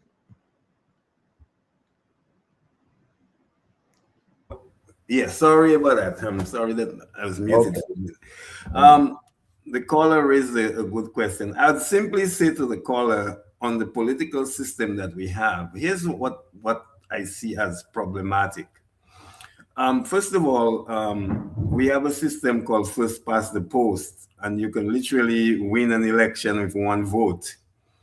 I think that that political system that the British gave us, maybe it works in England, but it doesn't work in our society. That's the first thing. The second thing is that you have we've gone into a tradition where almost everybody who is elected has become a minister. And that's a serious problem, because so you have people who are on the executive branch, and they're also the ones making the laws. It used to be that you only had a subset of people in cabinet, maybe around 7, 8, or 9 people, and the rest of the people are legislators. They're not in government. They're not in cabinet. I think we have to return to that. So that's one. But more than that, there's this system problem we have, is that you cannot have everybody being a minister and they also are the legislators. So there's no check and balance between the executive branch and the legislators. So that's the problem, and that we're gonna have to solve that problem with a new constitution.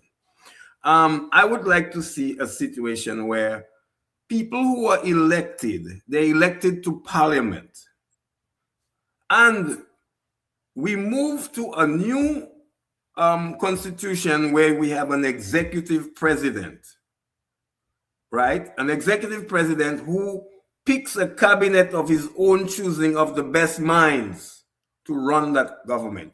Most of these people who are there, they say they are ministers. I sometimes wonder, what do they discuss in cabinet? Because clearly they don't have the background. They don't even have support in their own constituency. They can't even organize the village council election. These are the things that we have. This is the caliber of people who are making decisions for our country.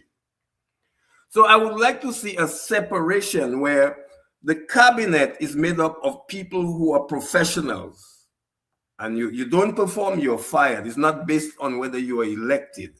So we need a different system of governance.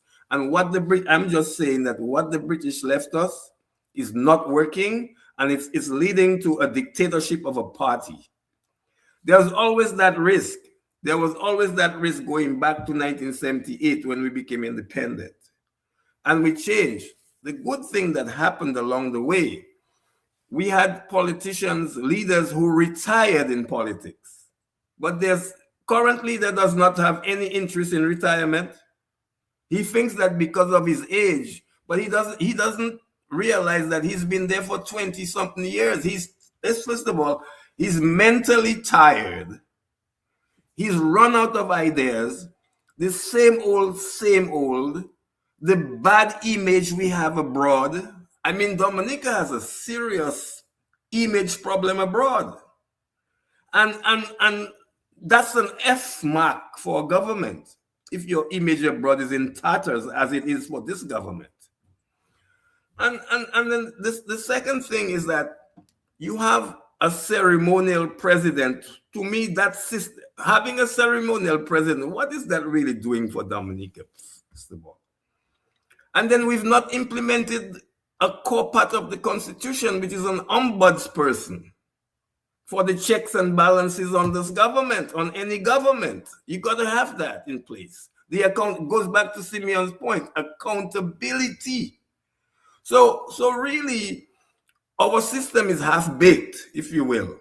The political system we have is a half-baked political system that belongs in the garbage bin.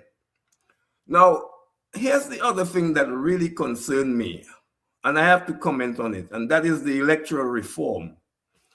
I always had a problem with the Prime Minister's overreach, as though he's giving us electoral reform. That's nonsense. He's one of the parties.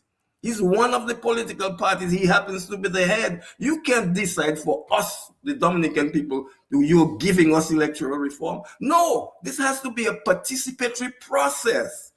And most of all, for 15 years, that man is against electoral reform. He used the police against you because you're standing up that we must have electoral reform. I was in one of these protests when they used tear gas. Why? So I'm saying, and this electoral reform is a farce. First of all, you didn't put in any reform of the Electoral Commission, which is to me one of the most critical parts of the electoral reform. You have an electoral commission that cannot make consensus decisions. It's always a straight down along party lines. What's that? I think that I'm joining Mr. Nassif tonight, and I'm saying all of the members of the Electoral Reform Commission should resign. And I think the first two people to resign is the two opposition leaders, because what is going on? Here we are, 7 months already gone of the reconfirmation process, and it's a failure. We only have 6 more months left. And everybody's going to try to get reconfirmed in 6 months.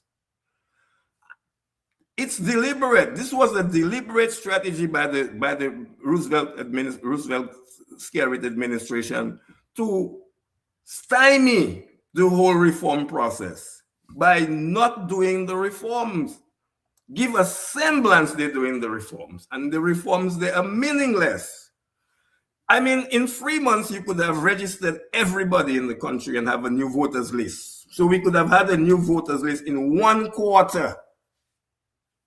Here we are 6 months out, 7 months out, and we cannot even get 4,000 people, more than 4,000 people reconfirmed. This is crazy. So now, Mr. Skerrit, I heard him the other day, they asking him whether he'll call an election before the reconfirmation period. And he rather than say, no, I'm not going to do that because I have passed a law that says that there is a time period for the reform, and I'm not going to violate that. Why won't he say that? And I'm calling on him tonight. if we get to October and we don't have about 45,000 people registered, then this thing is a complete sham and a failure, and we're going to have to go back to the drawing boards. So things are not healthy, people of Dominica. Mr. Skerritt has tried to give himself advantage with this reform, and I am not in this business of he giving us reform. He has never been for reform, and he continues not to be for reform. So that is one thing. The other thing that is coming for us as a people is we have to seriously start talking about a new constitution. The electoral reform was not complete because we didn't want to do a reform of the constitutional provisions related to electoral reform. So we dance around it. It's not complete. And I'm saying that until we do a complete, comprehensive electoral reform, this country is not going to have free and fair elections. Thank you, Mr. G. Well, thanks a lot, Crispin. And one of the things that you forgot to mention is that in order to get a complete reform, you need to have campaign finance reform. And that, of course, is something that the government obviously, distance itself away from. Well, now, this government does not want to account. Remember Mr. Skerritt, and I told him that was wrong. I was involved with his campaign back in 2005, and he said, it's not your damn business where Labour Party gets its money. Of course, it's our business. It is our business, Mr. Skerritt. And you have to account. And if you don't account, then we will go to steps to make sure that this election that you're going to call next, it better be free and fair, Mr. Skerritt, because there will be legitimacy challenges for you outside Dominica. Because right now, what is facing you is the international community is very seized with the Dominica fraudulent electoral processes.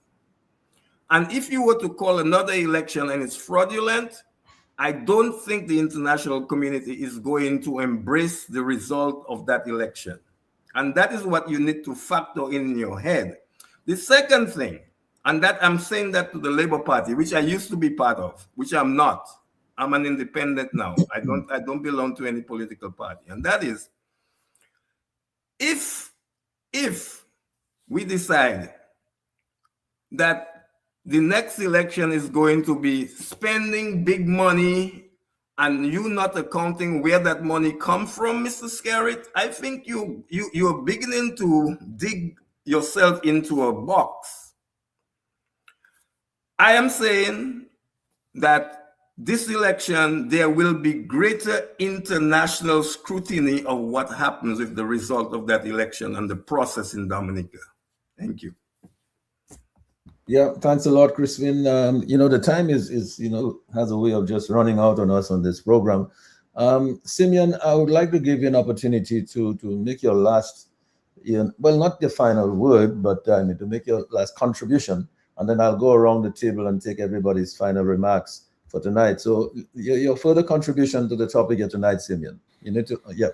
Yes, I would really say it's my closing remarks. Okay. I'm a strong proponent of the view that we need enhanced government and public administration in Dominica. I think we have come too far away from what good governance and public accountability is. That's the first thing. Now, I think the era that we have just progressed from the last 23 years ought to invite us to reflect on what are the lessons learned over the past 23 years. I like the fact that Mr. Gregoire has said we have to re-examine the British system of governance and like that we have inherited. And sadly, that is something many of the Caribbean and African countries have never done. They have taken the colonial method of everything hook, line, and sinker, and they have not developed anything germane or indigenous to their people or to the territories or the lands on which they rule that can make it applicable to their regions. And so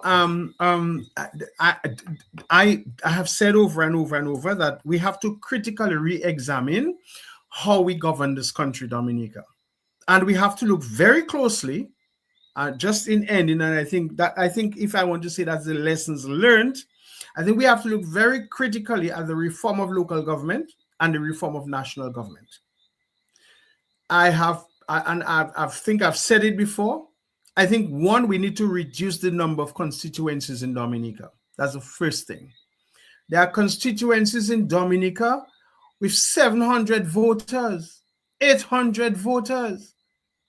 I mean, why is it that that's a waste of money? That's a waste of resources. I would like to propose tonight that we designate the constituencies in Dominica according to the 10 parishes that we have. So, for instance, when you look at the parish of St. Andrew, we have St. Andrews North and we have St. Andrews South. We look at St. David, we have St. David North and we have St. David South. Okay? And quite frankly, it's a waste of resources. And I think, in addition to that, we need to dismantle the unicameral system of government that we have. The lower house needs to have an upper chamber that can hold it accountable.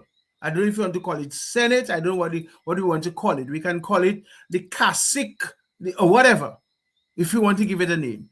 But the legislation that we have now needs a higher chamber for accountability.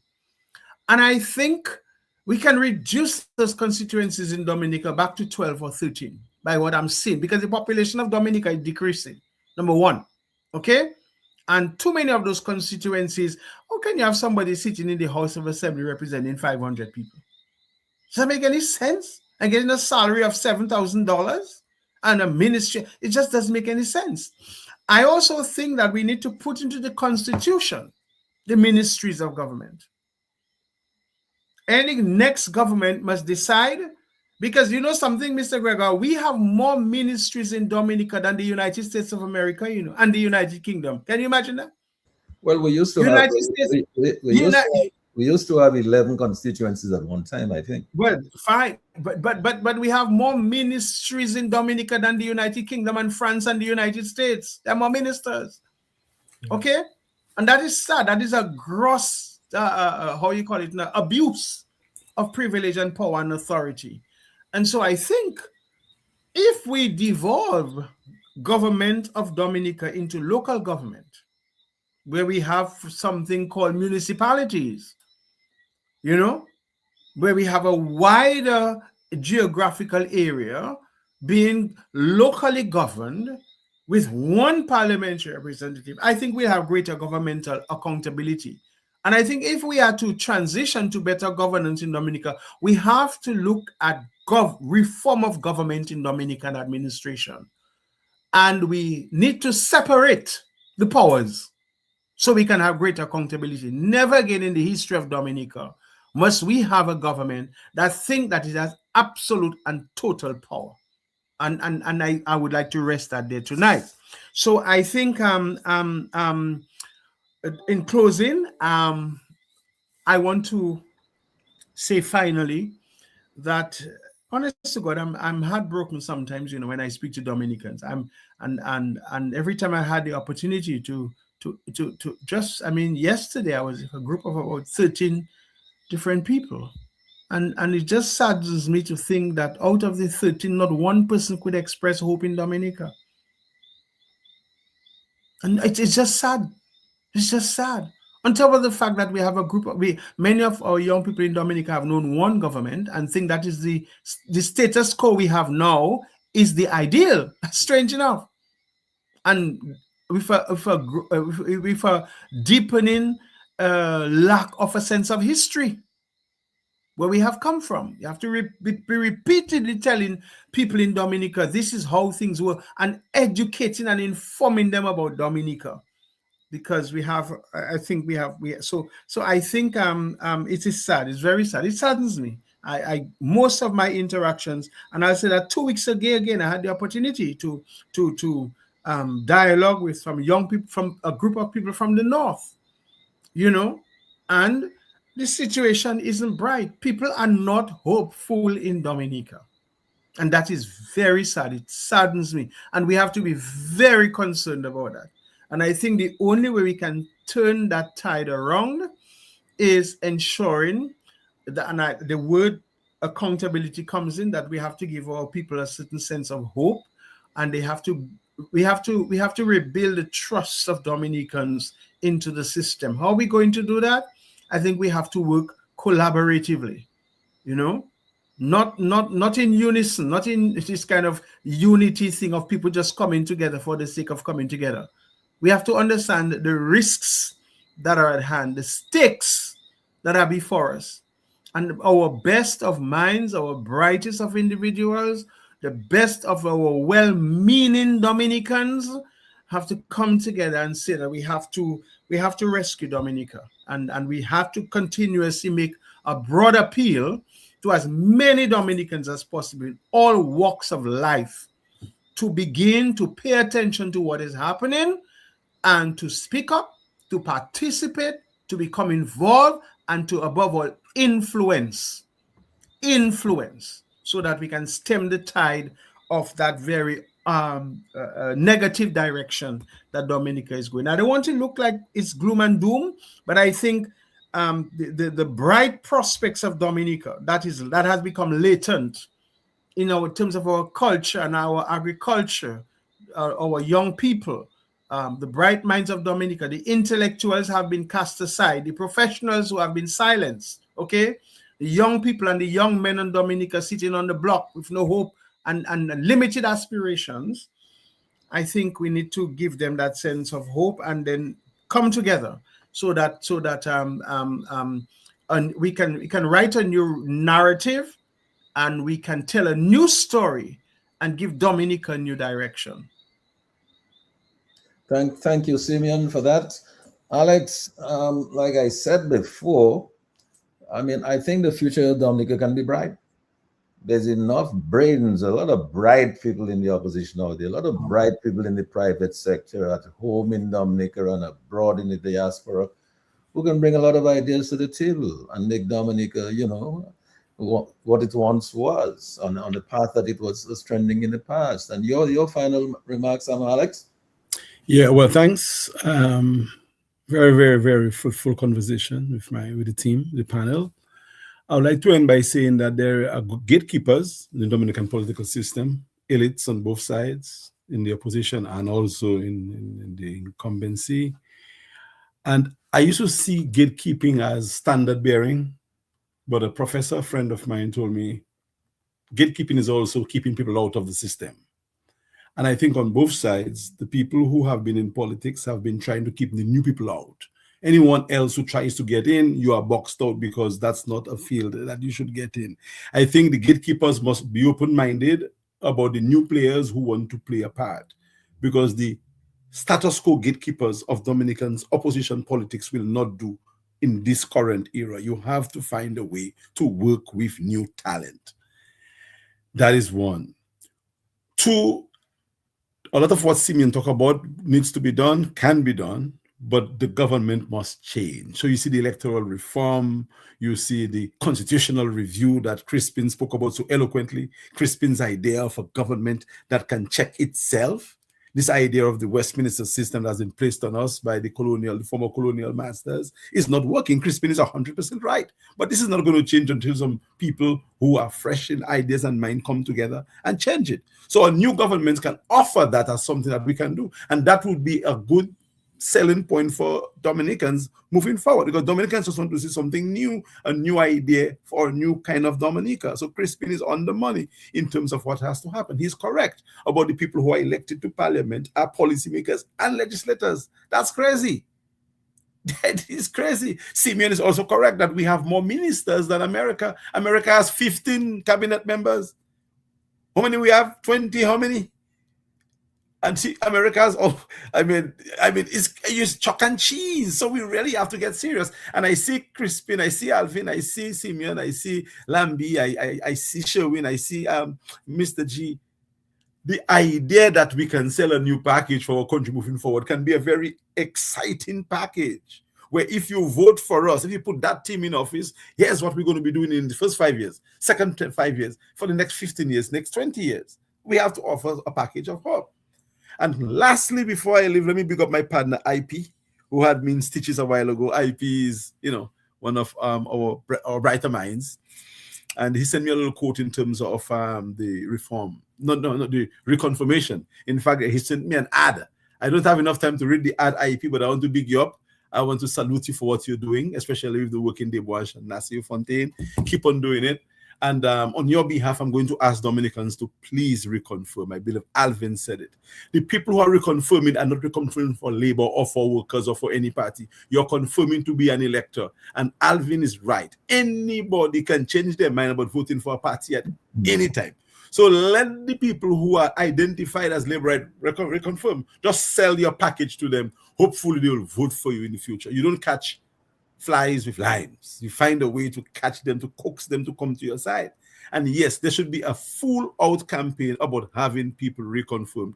Because if you are not an elector, you cannot elect the government. And if a democracy does not need everybody, it just needs a majority. And if it's 4,000 people who have been reconfirmed, and the party in power now gets 1,005 from that, they most likely can win for minority government. So please, Dominicans, let us get reconfirmed, have the ability to elect our next government, and that will be the best gift you could give to yourself. Reconfirmation is a key and a must. Thank you, Mr. G. I really did enjoy this program. Thank you, Alex. I mean, you've been great. Alvin, as we said, isn't it about time that all these bright minds in the opposition put their heads together and get into this collaborative arrangement to win the hearts and minds of the people of Dominica so that they could form the next government, create a brighter future for the people, and delve into this constitutional reform that the country so badly needs. Your closing remarks, Alvin. Yes, thank you, Mr. G. And let me just say thanks to my fellow panelists, my friends. I would describe them as my friends and brother. We go a very, very long way back, each one of them there, for the opportunity to share on this program this evening. Like you, Alex, my friend IP was keeping me busy on my phone while I was there. And he kept sending stuff to me. I say, boy, this guy is keeping me busy.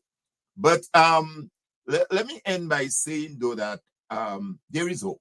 I think there is hope. I think there are still some good people out there in Dominica and out of Dominica, Dominicans, both men and women, that want to see better for Dominica. And whenever we come on these programs and we make the comments and we identify the shortcomings and what could be better, it is all for Dominica. It is all for our country. We all want to. I mean, Dominica is the most beautiful, pristine country. I mean, I have traveled a certain extent, not as much as my friend Crispin, but I'll tell you, man, when that plane lands in Melville Hall and you go through the place, you go through the waterfall, you go to the beach, you go to the hot spring. I mean, this place is paradise. I was down there last year in October. I spent almost a whole month there, and I can tell you I enjoyed it. So whatever we say is for Dominica.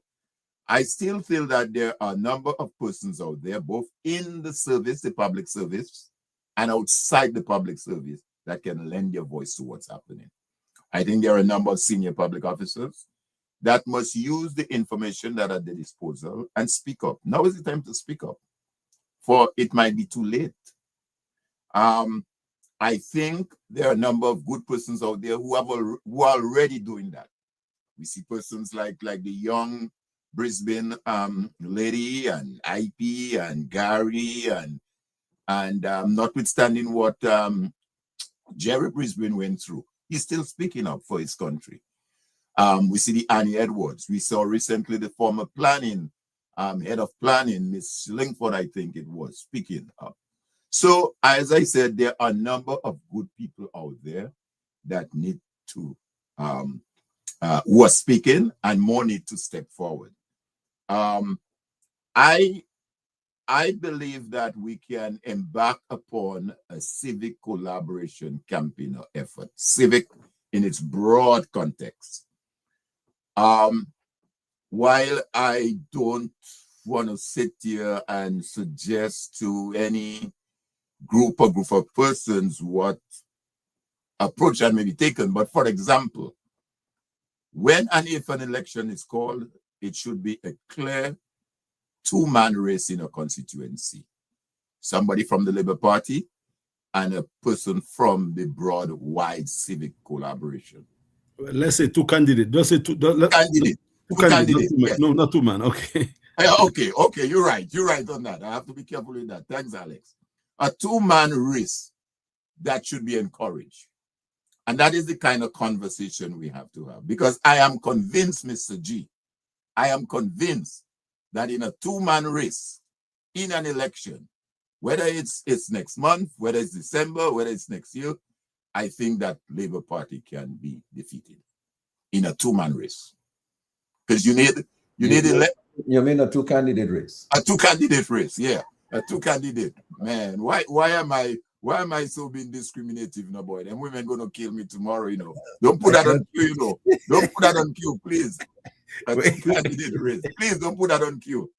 But yeah, seriously, I think with a two-candidate race, I think this Labour administration can be defeated very easily. Very easily. There's no ifs or buts about it. And I think, like Alex said, in order to effect change, you have to be in the legislature. If we want change for the country, it cannot happen outside of the legislature. And that is why myself as a trade unionist, remember, every one of the political parties in the Caribbean came out of the labor movement. The labor movement was the one who said, you know what, following the 1930s uprising and all what took place in the region, that yes, we want better working conditions. Yes, we want shorter hours. Yes, we want the environment. But in order to achieve that, you have to have legislative authority. And that is where the question of the various political parties were formed. Every one of them, including Dominica. Okay? The trade union movement was formed before the Dominica Labour Party, and it's out of the trade union of Dominica that the Labour Party came out. So I'm saying this to say there has to be legislative capacity. And once we have legislative capacity with the right people in there, then we can begin to look at the things that we look. And that may be part of the program or the arrangement or the discussion moving forward. So like when the Committee for National Salvation said, hey, there's going to be an interim government, and these are the 1, 2, 3, 4, 5 steps matters that has to be taken. Maybe that's the kind of conversation we have to have too. Let me just say on the question of the constitutional reform, that been discussion we've had and actions been taken on that. Justice Telford judges, those of you may not recall, and I think Dr. Nicholas Liverpool as well. There was extensive work done on that. There is a document that was prepared on constitutional reform for Dominica, but like everything else, it never got moved further from the document, no implementation. It's like similarly, we have right now all this discussion going on Debwash and Quarry. Do you know that there is a draft legislation to manage the operations of quarries in Dominica? There is draft legislation to manage the operations of quarries, because as we speak now, there are as many as 9 quarries throughout Dominica. But like everything else, it never went through Parliament for whatever reason. So in order for this to happen, you have to have persons in the legislature, in the Parliament, who has the will, the wherewithal to be able to implement those legislation and to create that better Dominica for all of us. But I believe there is hope. There is hope in Dominica. I think there are still many good people, good men and good women out there who are prepared to stand up for their country and to do something for the country. So my appeal again is to the entire civil society out there. Guys, let's begin to discuss. Let's put aside that ego and let's understand. It's not about me. It's not about party. It's about Dominica, my Dominic. Thank you, Alvin. Crispin, you have the final word, but as I said, there's a lot of bright people out there. You notice that lots of people are beginning to come out because they've had enough of what is going on. Governor Asif has come out about this electoral confirmation process and showing the deficiencies in that. I mean, and this lady, Miss Shillingford, has come out, and all these people, and then people like IP on the ground working, I mean, constantly towards these ends. So, Crispin, your final words? Yes, the first thing I want to say, Mr. G, in closing, is that if we go back to 1979, almost every election in Dominica has been a coalition, of some type. The coalition that brought the Freedom Party into power was a grand coalition that involved the Committee for National Salvation and all of the elements that went into it. You had the Alliance Party, you had the Freedom Party, you had the unions. It was a grand coalition. Now, matter of fact, it comprises all of the civil society organizations that we were talked about earlier, the Chamber of Commerce, the Employers Federation, all the youth councils, and all of those organizations, all the churches, all of those were involved in that. Right, and that's important, Mr. G, because when you remove a government, you don't vote for a party that has been in power for a long time. You're gonna need a mass of people to support that new government. Otherwise, it will be very weak. And I see that coming. The next government that replaces this current administration will need to have broad support. So the notion of a grand coalition is very, very vital at this stage. Now, how do we get to a grand coalition? I don't think it's rocket science. I think it's the most important thing you need towards a new coalition is a political platform that brings them together. I call it a common program of the opposition. And that common program would cover, if we say it's 10 things that unites us, that's the platform for the next government. And that I have not yet seen. So that is something that must happen quickly. We have the personnel in Dominica to build a new coalition. We might not have enough time because we only have 6 more months left of this reconfirmation, and the administration is anxious to call another election. Maybe it's a good thing because maybe that is what will people. Dominicans are not excited about this administration anymore. There's an apathy in the country. I just spent 5 weeks in Dominica, and I'll tell you, they don't pay attention to what's happening in the house that Johnson built and the financial center. People are tired with the regime. The regime is losing its legitimacy. Just look at the cabinet they have. That's the worst cabinet since independence. The worst. And that cabinet, they don't have a clue what the hell is going on. It's like one man decides what all of these people who are elected will do. And none of them can stand up and tell him no. No, that's not that Labour Party. That's not a Labour Party. No, that's not a party grounded in democratic principles that Mr. Leblanc taught us. And Phyllis Shand Allfrey. This is just I don't know, that party that is governing today, which is a hybrid of Labour and Freedom, more Freedom Party than Labour. And that has the time of that regime is over. And the Prime Minister doesn't understand that he was there 20 years and has not done his succession. I don't know when he plans to do it. And anytime a leader served that long and has not dealt with his succession, we're facing a perilous future. That's all I'll say, Mr. G. Good night. Well, thanks a lot, Crispin. Simeon, would you like to have a final word on this before we close?